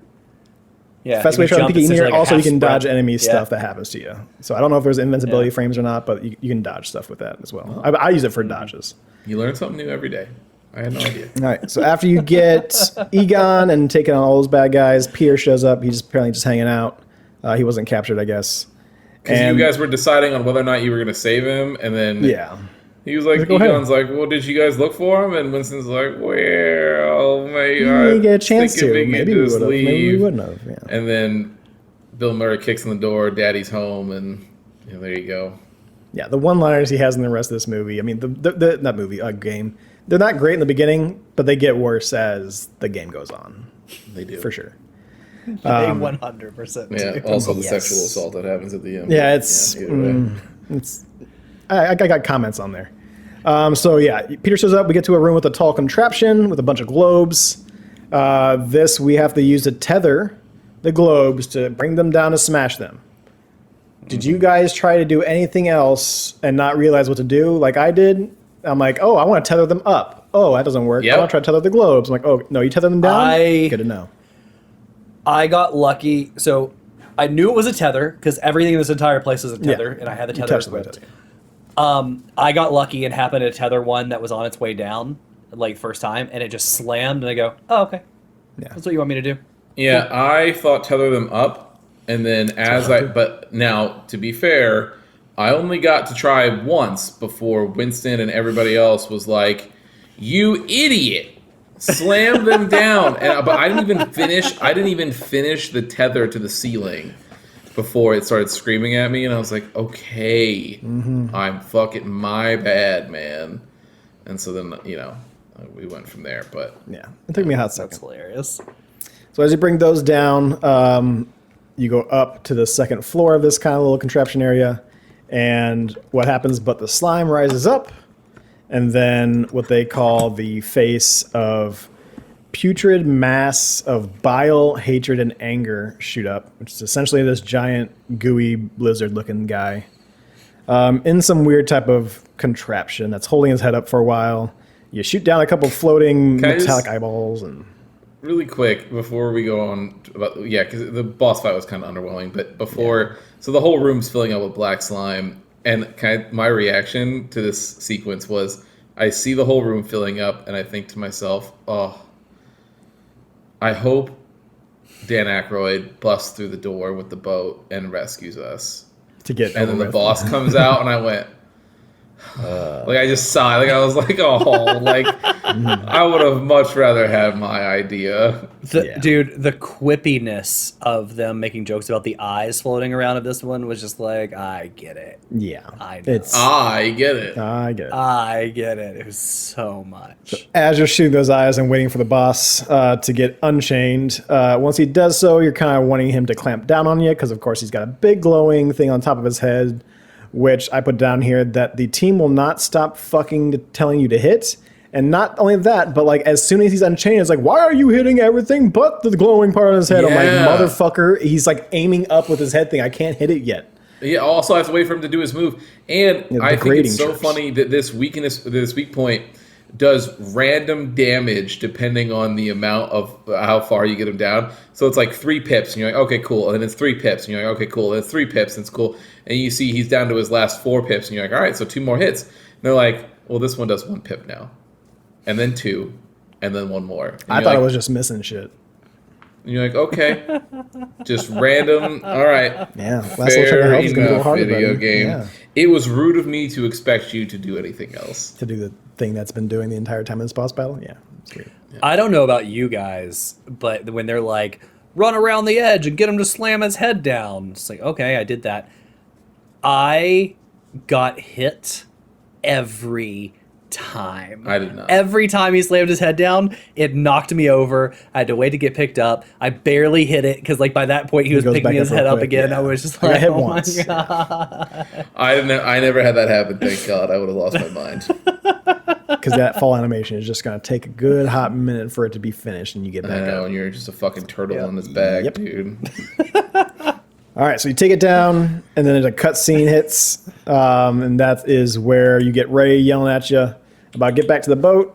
Luckily for you, you don't have to run through the entire place again. You just go straight to the cutscene to where everybody jumps on the boat. They make all quips. They're not great. They all just yell at Dan and tell him to shut up, and I'm like, or Ray and tell him to shut up, and I'm like, yeah. But why though? They get on the boat, and Ray's like, "What was it? Was it have a bunch of eyes? Like, how cool was it?" Essentially, and they're like, and then Egon of all people tells him to shut up. I guess they're shut all up, like, Ray, and I'm like, what? Yeah, but you love this, and that's all you guys do is talk about this shit. I Like, guess they were exhausted, and it was a hard day at work, and they're like, "I don't want to fucking talk about it." You're all excited because you weren't there. We almost got sarcophagized and slimed all over. So That's what she said. yeah. But then you get back to the firehouse. Janine apparently was knocked the hell out. Alyssa got kidnapped, and the containment grid again was shut down. Now this entire time, everyone is blaming Peck. It is Peck this, Peck that. I knew that motherfucker. We find out all the information. Find out that the Tremors are rocking Central Park. So then we're gonna go ahead out there. the live show. But yeah, so that would be the second to last level. I think I got how you felt about it for the most part. Anyone want to add anything to this level discussion? I liked this level more than I did the last one. So I'll say I will add the fact that like the environment of this level is very cool. Yeah, it's cool. Yeah. The catacombs is cool, like the laboratory is cool. And actually I thought the last level, like the environment was cool. So that I really liked, honestly. Like I liked being somewhere new and so on. I did get frustrated with the ghosts. Yeah, the ghosts of just like this will go into the next one too, but they did not perfect the flying enemy. Sometimes they're way too far, like up in the air. Other times they're here and you can only shoot them for a second before they just dart off somewhere else that's out of range. And it's just like Cupid things. Every flying enemy. Every flying enemy. We'll talk about the Cupid. We'll talk about the Cupid things in a minute. All right. Yeah. We'll talk about the Cupid things in a minute, but we'll just every flying thing. Oh yeah. The Cupid things are where I almost snapped my Steam Deck. I died 8 times. It's bad. It's bad. All right, so last level, Central Park. So we are headed to through Central Park, apparently not to, but through Central Park with the Ecto-1. Rolling through like a badass, graves are popping up, we're dodging them left and right, and then a giant tower and cemetery pops up. Yes, so really quick, I just want to say for this part, there's a section in here right at the beginning where you're driving the Ecto-1 up and they see the tower pops and everything, and they say, hey, we're definitely going to need the Super Slammer here. I have it written down. And then they go, maybe we should let the Rook drive this. And I was like, oh, shit. I was like, fucking finally. Yep. And then they all went, nah. And then like, what? And Fuck I was you, like, man. dude. I don't want to finish this game now. I was like, why do you guys keep suggesting things that would be cooler than what you did? So that's literally the next sentence I have down here. Team mentions that maybe the rookie Alex should drive. Then says nah comedically because they know I want to drive the Ecto-1. Yes. But they didn't want to put in time to put in. And you're like, this would be a way cooler idea. And they're like, but we didn't do it though. Instead, have fun with these fucking indestructible routes that the only way to get through them is to just regular shoot them. Because even if you use a fully upgraded boson dart, it still only kills one route. Yep. It does, one at a time. It's bad. And why those roots make a glass sound effect whenever you break them, I don't understand. They ran out of money for sound effects. I don't tell you. Budget's crazy. You got to pay Bill Murray something. All right, so we have to go around to open the gate for the rest of the team. This and a couple other spots in here, they just want you to walk. Yep. There's nothing you're fighting, but they want you to take your time to walk around, maybe find some extra things with your PKE meter. But for some reason, they just want you to have some downtime right now. You're walking around. And wouldn't you know it, you get into these catacombs and caverns, and that was where Christian starts talking about the roots. Not super fun to kind of cut through. It takes a long. And not to mention, your team is annoyingly chirping at you this entire time to hurry up. And I'm like, bros, I am going as fast as I can. I am not wasting my time. You can give me a hot fucking minute. Someone could have literally, like, you see like a small gate like right next to that fence. Someone could have gave me the boost there and just kind of got me over, whatever. All right, so yeah, they annoy you, and you use a slime tether again to raise the gate. From there on, you and Ray start searching through the cemetery, fighting off a bunch of enemies with spawn portals and cult ghosts and purple or perp skulls, as I put on my notes. And you're going through these crypts. A ghost locks a door and takes this orb key. So this is kind of like a hedge maze, but it's more just like a concrete maze, if you will. But you're going to be fighting a couple things in here. I think there's a golem that pops up. But as soon as you get down, taking all those up, this is where you have to get that little orb that they stole, and then you have to bring it on back. So I got lost bringing this back. I got a little lost. I think I got lucky is what I got. Yes. I didn't get lost. I just got. It took me so because I was clanging it against walls and it was getting stuck everywhere. And were you doing the tether or were you doing the grab beam? Oh, I didn't even think about. I was using the grab beam because that's what I thought they wanted me to do. I use the slime tether. So you just slime the ball and you put it to a wall and it just flies over there. Son of a bitch! They're having you use the slime tether this entire time to move stuff around. And you didn't think to move it around with that? Okay, yeah, but they did a whole mechanic for the grab. Yes, that's what you're supposed to. And he's like, it's too heavy, blah, blah, blah. And then as soon as I use the grab beam, they're like, great job, cadet. So, like, I thought I was doing the right thing. It's a way to do it. You were doing the right thing. Preston just broke it, which is fine. Good, you're lucky. Good on you. They needed to build into this a forward back tether beam, right? Because only one distance. Like, well, that's why I stopped doing it, because you can only go left and right, and you have to walk slowly back while you're grabbing it. I'm like, I'm not doing this. Slime tether. I'm like, cool, it moves. Awesome. Let's do this. Let's get out of here. That's way smarter. It helped a lot. So yeah, sure. Go through all that. We go through more of the cemetery, and I know Christian will want to talk here because we reach a big tree in this kind of like little park area, cemetery, where you're fighting a couple more cultist ghosts, and now you got this new thing to where coffins will come in out of nowhere, and you're supposed to take the coffins down before they land. To be honest, I didn't see one fucking coffin. I was paying attention to the other ghosts. They come from the side of the city, so like it just look like they're just getting launched by like a cannon, but they act like it's like just the ground shakes and then one shoots up. They're just acting like the earth is just throwing them at you. Sure. But I caught one and I actually got an achievement for it. There's an achievement for shooting one out of the sky. Did not get but yeah, I didn't even see them. The reason I talked about this area is so there's the little pond that's around this tree. Ray steps in it and then just refuses to move. And is this where you got soft locked? And I knew in my heart that I was soft locked, but I was like, well, maybe I can find a way to like, make it go forward. Yeah. So I wipe out every enemy in the cemetery to the point where the game just starts randomly spawning ones in other places because I was soft locked at one point, and that same thing happened to me. And so I said to myself, well, I have an idea. If I let one of these enemies kill me, then Ray will have to come over and get me, and maybe that will trigger something.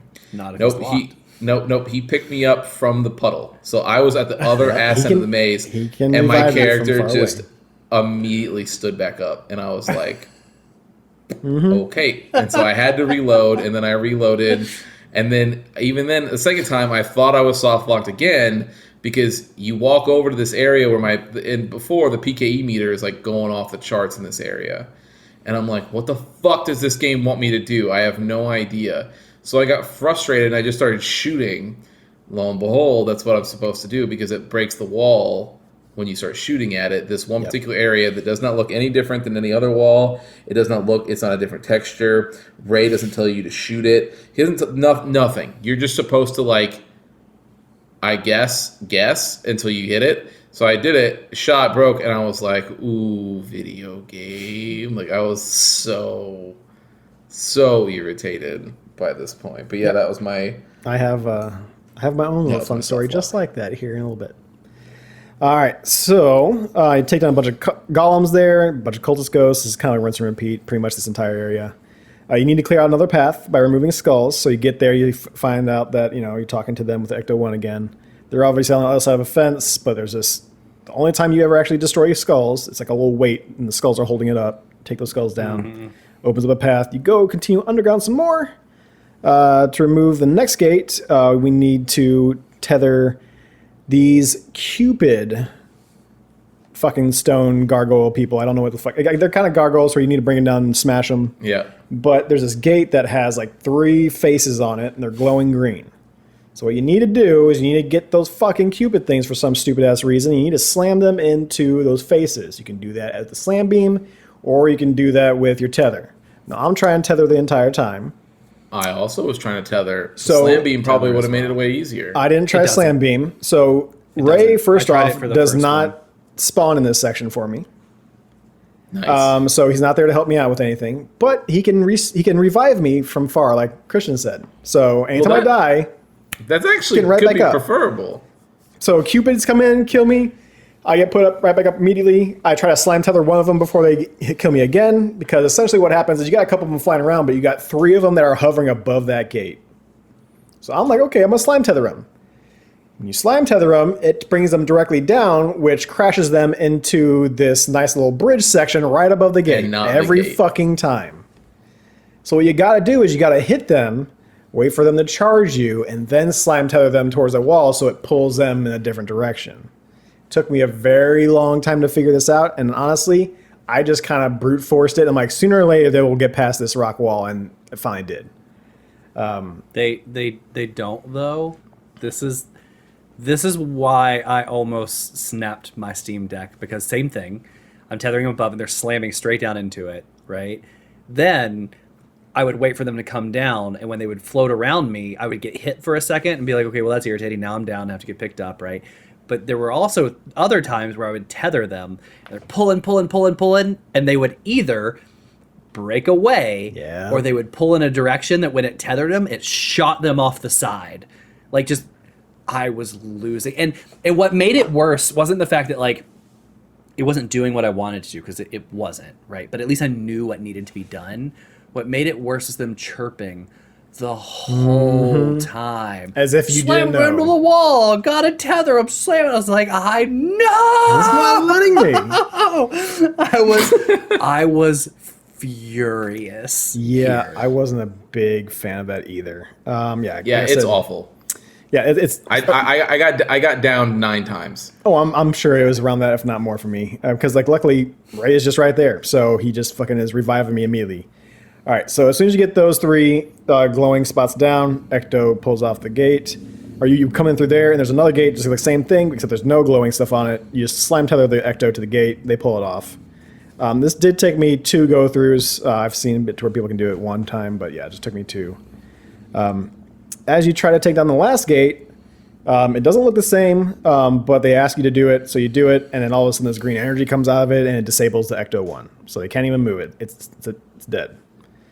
From here, you're going to be trapping a bunch of cultist ghosts and minions, and then, after you get those ghosts, you're supposed to have these giant stone golems with keys in their foreheads activate and animate, right? Unless you're me and you get the soft lock to where you defeat all the ghosts and those stone guys are just fucking standing there. And I'm kind of looking around for the other ghosts, can't find any. Like Christian said, if you're in a spot when you take down a ghost, they'll just randomly spawn more ghosts, like, those are minions. Like, so like the ones that are running around that scratch you, like the black slime guys. And so I'm just sitting there, I'm like, nothing is happening. What the fuck's going on? So I look it up, like, okay, this the keys and the stone statues. I'm like, okay. So like I'm shooting the stone statues, nothing's happening. That's fucking weird. And I even noticed that there's a ghost or something that I can grab that is on that wall you're supposed to bring down, that is stuck in that wall. And I grab it, and it looks like it's a gargoyle or whatever, and I bring it down and slam it. But I think I just broke it, and that ghost is just somewhere in that wall, if I had to guess what was going on. So I have to reload the entire checkpoint, which luckily is just right at that beginning battle. I'd have to do the Cupid ghost again. If I had to do Cupid ghost, I would have not been a fucking happy person. Or I've been even more upset than I am now. But yeah, finally get that to go. And then once you take down those stone golems or statues or whatever you want to call them, this is where you have to do, again, either grab those keys or tether the keys to those main sections, just like you did with that orb. So once you finally do that, this is where you'll get to the final boss area. So as soon as you get in, you see Alyssa and Peck. They're just all roped up, some BDSM shit.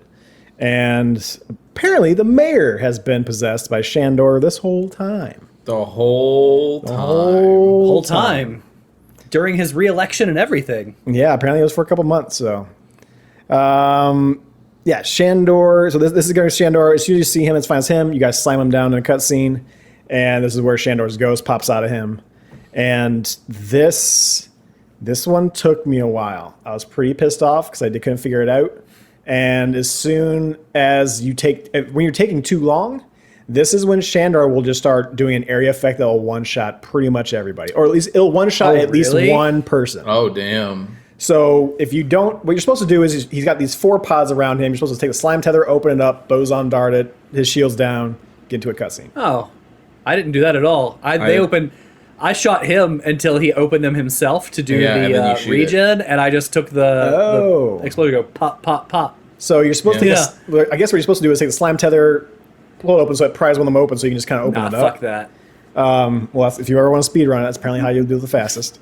Or if you're like me and you're just kind of shooting them, but you're not doing enough damage or paying attention to the things opening, after a amount of time, he'll do the whole like area effect, like that green, like kind of like pulse, and it'll take down one teammate at a time. Yikes. So not to mention that you got these green skulls flying around taking down team members. So all of a sudden we get to the point to where there's like one person alive the entire time and you have to revive somebody, and then he does his area effect, he kills that person, and you hopefully get somebody up before. It's a whole thing. It took me too long to figure out this battle. Finally we figured it out, because this is the first time I actually got like a game over screen, I think, to where it's like you couldn't do it and everyone was down. To be fair, I'm also playing on experience. I'm not playing on easy mode like some people. I'm playing on experienced. I'm playing on normal mode because I'm a true Ghostbuster. And you know what? Fair enough. But either way, I finally figured it out. Pry open those things like pistachios, take down the nut in the middle, you're fine. Cutscene happens to where you're trying to grab Shandor, end up to where you can't even turn off your wands, and you get pulled through to another one of these pretty cool like alternate dimension areas. So you're kind of in this main room. Main room breaks off. You get to see all the cool shit. Venkman makes a cool one-liner about his feeling on architects. Yeah, he's like, because he says he's an architect. He's going to become like his idea of like the. It's not coming to me right now. Not the demolisher, but the destroyer. And he's like an architect. He's like the guy got. Was it loaded pencils? You can reload your pencils or something like that? Yeah, well, Egon goes, he's like, Peter, do you know what architects do? And he's like, use mechanical pencils, charge you way too much, be shitty, blah, blah, blah. And then he's like, I'm going to kill you. And he was like, no, architects don't do that. That's the contractors. Those are who kill you. Yeah, they want to make the funnies, right?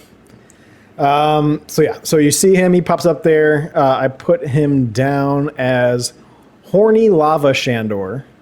So he's got 2 big ass horns on him, and he's like all lava cracked, and he's essentially like twice the size of the level. Yep, I didn't get the horny thing either, but okay.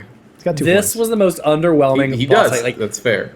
I took him down so fast. It was Smoked him. oh, okay. Yeah. That's. I think mine took a little longer fight. because I was inexperienced. Probably had a little bit more health. I probably just did a little bit less damage. Who knows? But yeah, he pops up. You got a middle hole, and he'll pop up around the sides as well, and kind of move around these walls, so that way you can't hit him as much.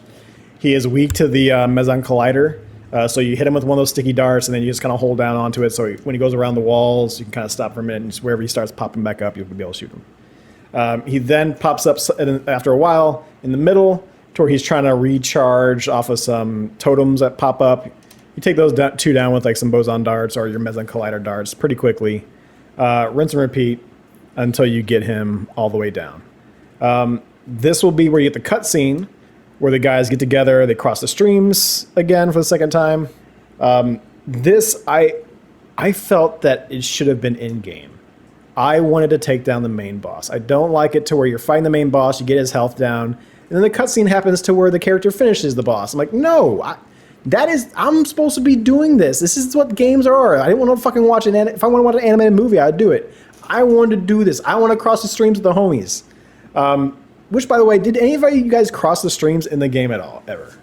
Yeah, they yelled at me, and they would, like, if we were tethered to something, they would break the tether and be like, you're not supposed to cross the streams. Yeah, because if you do it for too long, it will actually make an explosion and push everybody back like it does in the movies. I think it even takes down some health or whatever. But yeah, you can accidentally cross the streams and go a little too far with it. But yeah, they cross the streams. They take down Shandor. which therefore brings him back into the normal dimension. I put down that Creepy Pete unties Alyssa, and we shoot down Peck, which I thought was kind of funny, the way they shot him down. Yeah. Which, by the way, Peck is like floating like 10 feet off the ground, and we shoot him down. He falls flat on his face on some very animated, on some marble, cartoony, yeah. and then has like very heavy chains fall on top of him. The man's going to the hospital if we. The best part is like, he for stands real. up and he's like, "You will rue the day," and I'm it's gonna like get and you he one of these leaves. days, and he runs off. Yeah, Like, and you're Dude, just your like, jaw's broken. Like you're, Yeah, but it's like, you're but going to dude, the hospital. your boss was possessed. You were definitely an evil cultist. Like, you know that the whole reason you're alive is because of me, and you still want me to lose my job? Like, I think he was pissy because how we brought him down. Not to mention Venkman's like, we could just leave him here. Yeah, We which could, they should have. just, yeah, maybe should have. All right, so yeah. So Creepy Pete unties Alyssa. For some reason, they make out for a hot second. For no reason. No reason. They They literally had no relationship at all. He's like, he goes, "Hey, by the way, you know you're Shannon, right?" She's like, "Yeah, I figured that." And he's like, "Sweet." Nom, nom, nom, nom, nom, nom. Yeah. And like they start making, and then literally the music starts playing, and Slimer comes through, slimes her, and he's like, "Ooh, gotta get out of Yeah, here!" walks And away. then starts fucking scooting, like running away, and she's like, "Venkman!" And then it ends. My mouth was wide open. What the fuck? I almost felt like that Slimer was like a Family Guy Quagmire euphemism of Yeah. like what you Yeah, know what he I is mean. kinda It was bad. just like Except for some sexual reason, assault, he gets then, his like, way. she's slimed all over, and it's just like, oh, I get it, like you know, and then it ends like, oh. And then she's like, "Oh, like she chased like it was Venkman's fault," and is like, "I don't understand what he would have done to stop this." Number one, but number two, yeah, and then literally credits, like bang, right Credits. from there. Yep, exactly. And it was such a hard stop to where like I'm wondering like, did they hit a deadline because like they obviously there was plenty of other levels that they had in mind. They must have hit a deadline to where they were like, no, you need to push this game out now. Like, we're done with you guys making it. We're done putting money into it. Finish it up, wrap it up. We're done here. I'm like, okay, all right. Credits do happen.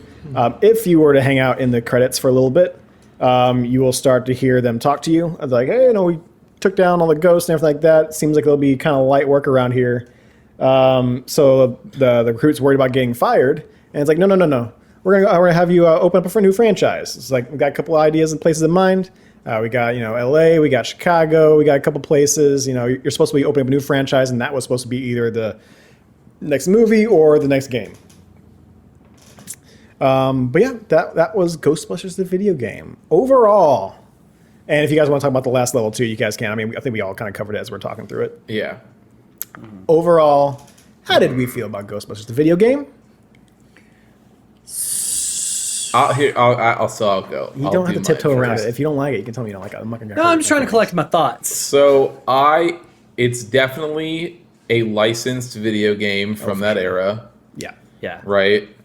I think it's I think that the biggest problem it has is that I think there is a reason that Ghostbusters movies are movies and an hour and 15 minutes long. Yeah.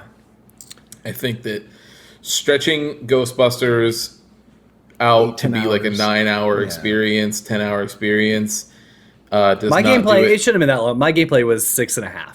So, But you're playing on casual. What are you playing it on? I've been on normal. I played half of it on casual, which is why I split the I mean, difference do you guys between a want 10-hour and my a Steam 6-hour. runtime? I can probably pull it up. Mine was for you. 6.37, And I played it I on think is what it said. I Something played it on random. normal. Yeah, mine was 8, but that's because Total I is split the 7.6 difference. hours. Yeah. Yeah. It was Well, there short. you go. I mean, it was If you're looking for all the things, it's not as short as a Ghostbusters movie, which is the point. No, Yeah. it is not. Yeah. So there's that, and it has not aged particularly well in the writing department or the gameplay department. And I wouldn't even say it's the best licensed game that I've played. Yeah, I think that the problem is that there's moments in this game that you're like, oh right, that's the Ghostbusters-ness. Like here it is, but those moments are so few and far between, and there's so much either technical jank or writing jank or just in general jank that gets in the way between all of these good, or they get in the way of the good moments that you, and all of the boss fights are, I mean, some of them look cool, but they're pretty lackluster. Like overall, they're not. Yeah, nothing right home about. Yeah, and especially, and God, man, that last level is something. That last level is. Why are you adding in stupid, silly fucking mechanics that don't work well, and you didn't try to flesh them out throughout the entire game? You just want to do them now, and they're bad. They're bad. So and keep in mind, I know we talked about it last time, but I'm switching the rating system to copy that of GG, 5, so it's 2 out of 5, with 0.5s being able to be added in there. I am doing two Bill Murrays out of 5 on this one. Okay. So, I think Christian and I are in the exact same spot on how we feel about this game. Like, as a story, I thought the story was fine. It's fine. The game was janky. Like, there's just so much that like could just not work for no reason, and the loop was not for me. Like, I just thought the sheer, and keep in mind, like playing on the easier levels too, like. I thought the sheer amount of ghosts they threw at you in every room to slow you down was just too much. There are too many rooms, too many ghosts, and like it was just pick your poison. Do you want these really annoying flying ones, or do you want like 1 or 2 like harder enemies but a billion skulls or a billion little like running enemies? Like I get it. So like the loop was not for me. But to Christian's point, I actually think the missed opportunity here is the fact they made a video game. If you would have made this a 75-minute animated film, I actually think it would have been pretty good. Fair, like they got all the cast and crew. You could just made a movie. Yeah.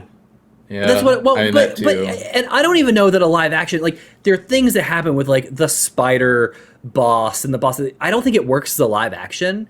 But if you do the exact same animation of the version we played, not the Wii version, and made an animated film 75 minutes long, I think you got a really solid, like, people would look at that and go, man, have you ever seen Ghostbusters 3? And they're going to go, what are you talking about? They're like, the animated one. Like, that is number 3. Like, it's canon. It's so good. Yeah. That is the missed opportunity to me. You take out all the Chevy Chaser lines. But. Yeah, sure.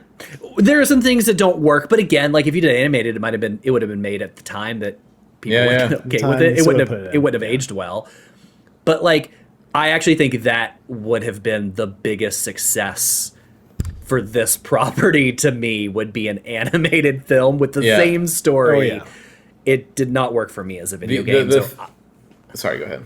No, I was just gonna say. So I would agree. I was thinking I was gonna be nice on a 10-point scale and do a 5, so I will go with a 2 out of 5 on this new scale. So I think if I was like, the only thing that stops it from being like a 2.5, like straight middle of the road sort of license game, is just some of like I was saying, some of the writing is rough, and and a lot of the gameplay sections are just meant to slow you down, to drag out time for time's sake. Yeah. Because they can't have this game be 3 hours long, right? No. And honestly, don't want you to be bored walking through this place with like just 1 or 2 ghosts in a whole level. But that's the thing, is I think that could have worked is all the levels that got cut, right? Like if you would have made these levels shorter, put more levels in, and then had it so that like there's like 1 to 3, maybe to 4 ghosts per level. You're chasing the fisherman ghost the entire hotel level. Yeah, like, dude. You're not messing with Slimer. You're not doing all this extra crazy shit like walking through the halls and finding shit. Like, no, you're chasing him a little bit, and you finally find him in like the diner. Dude, area. you might have a fucking game on your hands then. Yeah. Like it for would have real. felt more like a movie too. Yep. Mm-hmm. Yeah. So it was hindered. It was hindered by the medium.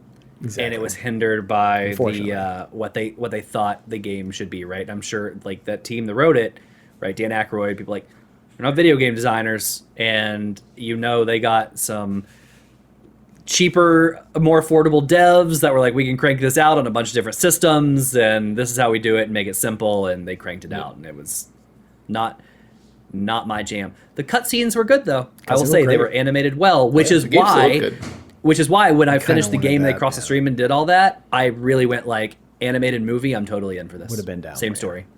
Mm-hmm. Yeah, for sure.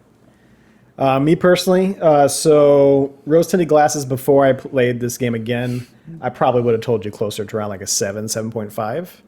I would say now, going back into it, I think they nailed the gameplay as far as using a proton pack and a trap and trapping ghosts. I'm like, thank you.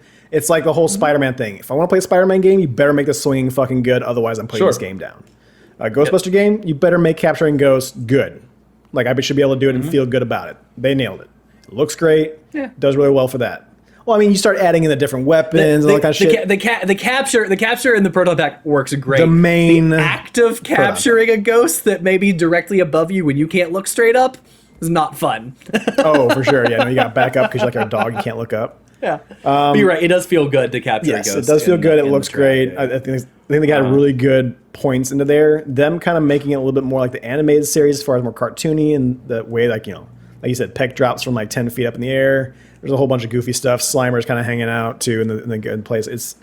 I like the kind of mesh they did with that, making it a little bit more like the animated series.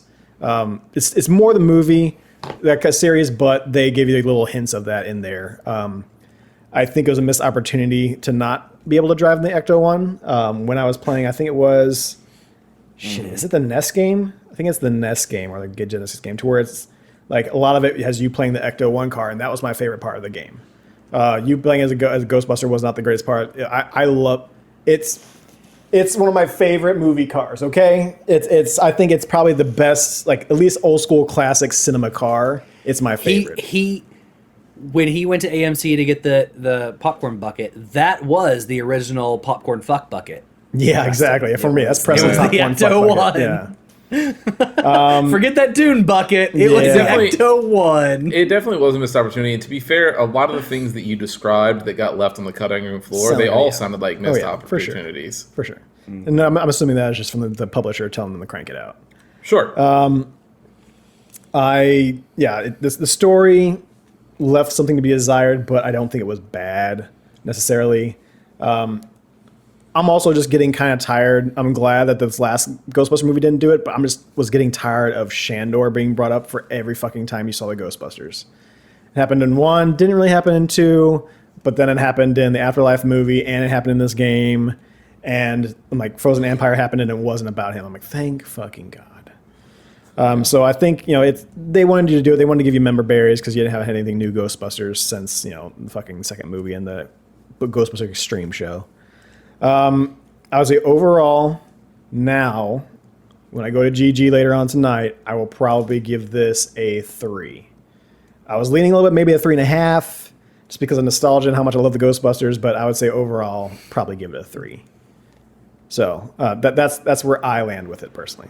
I still like the game. It's not a horrible game. Every 5 years or so, I might pick it up and put it in if it still exists on digital platforms, or, you know, just if I want to pop in my old 360 or whatever and be able to pop in that disc, I might do it as well. But yeah, it's not a bad game by any means. Never play this game again. What's that? So I will never play this game again. It's fair enough. I don't expect you to. I mean, I have a love for Ghostbusters that rivals most people. So that's why I'll pick it up every once in a while. But yeah, overall, Christian's laughing, but he won't either, to be fair. No, but it was just when you said, I was like, well, that was just rude. You just didn't need to say it. No, it's okay though, because like I will also never play Beyond Good and Evil again. You know, there are some. Yes. Sometimes we get some doozies. This game is probably better than that game, but we're not sitting here comparing games that are completely different.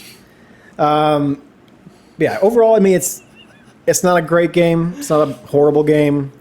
It's very middling, and my nostalgia and my love of Ghostbusters brings it above a 5 for me. Sure. Yeah. There were supposed to be the sequels. Sequels were supposed to be you being the no longer recruit, but the new head franchise owner, and then they were going to hire some comedians to do the voice acting work for it, which I thought would have been great. Can I say it's really weird that they paid for a voice actor for the recruit, but gave him like 2 lines? Yeah, so when you beat the game, it unlocks a making of documentary for the game, which I thought I always love.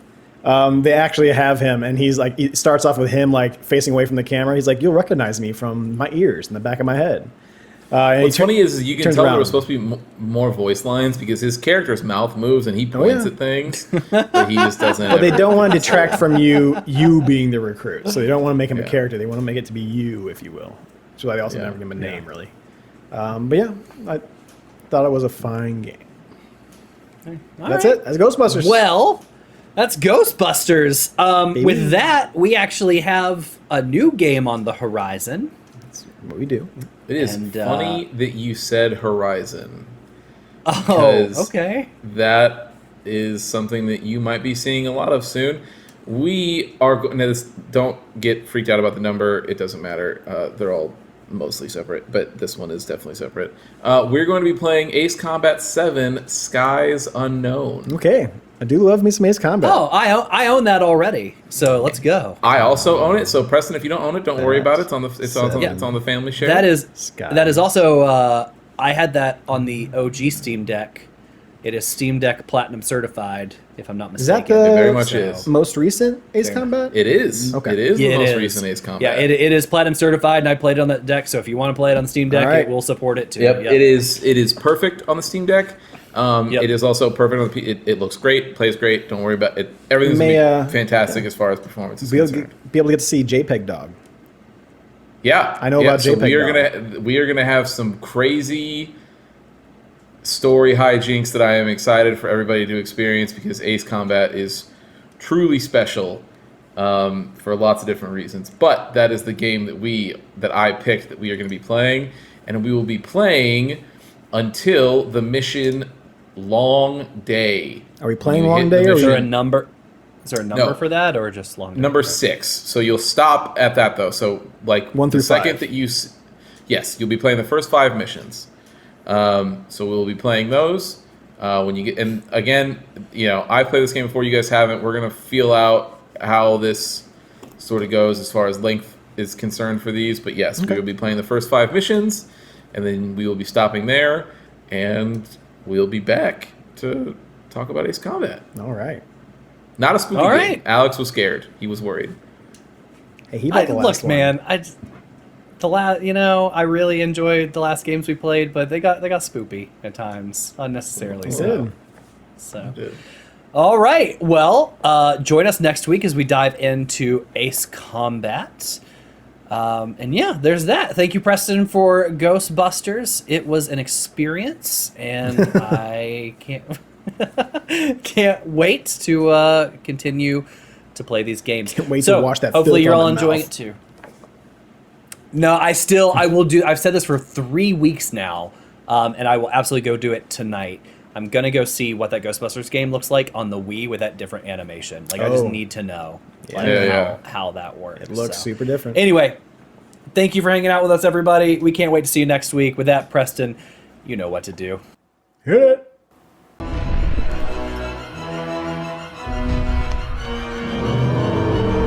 Thank you for listening to another episode of The Testing Room. To catch up on past episodes or check out the newest ones when they drop, follow us on Apple Podcasts, Spotify, or wherever you get your favorite podcasts.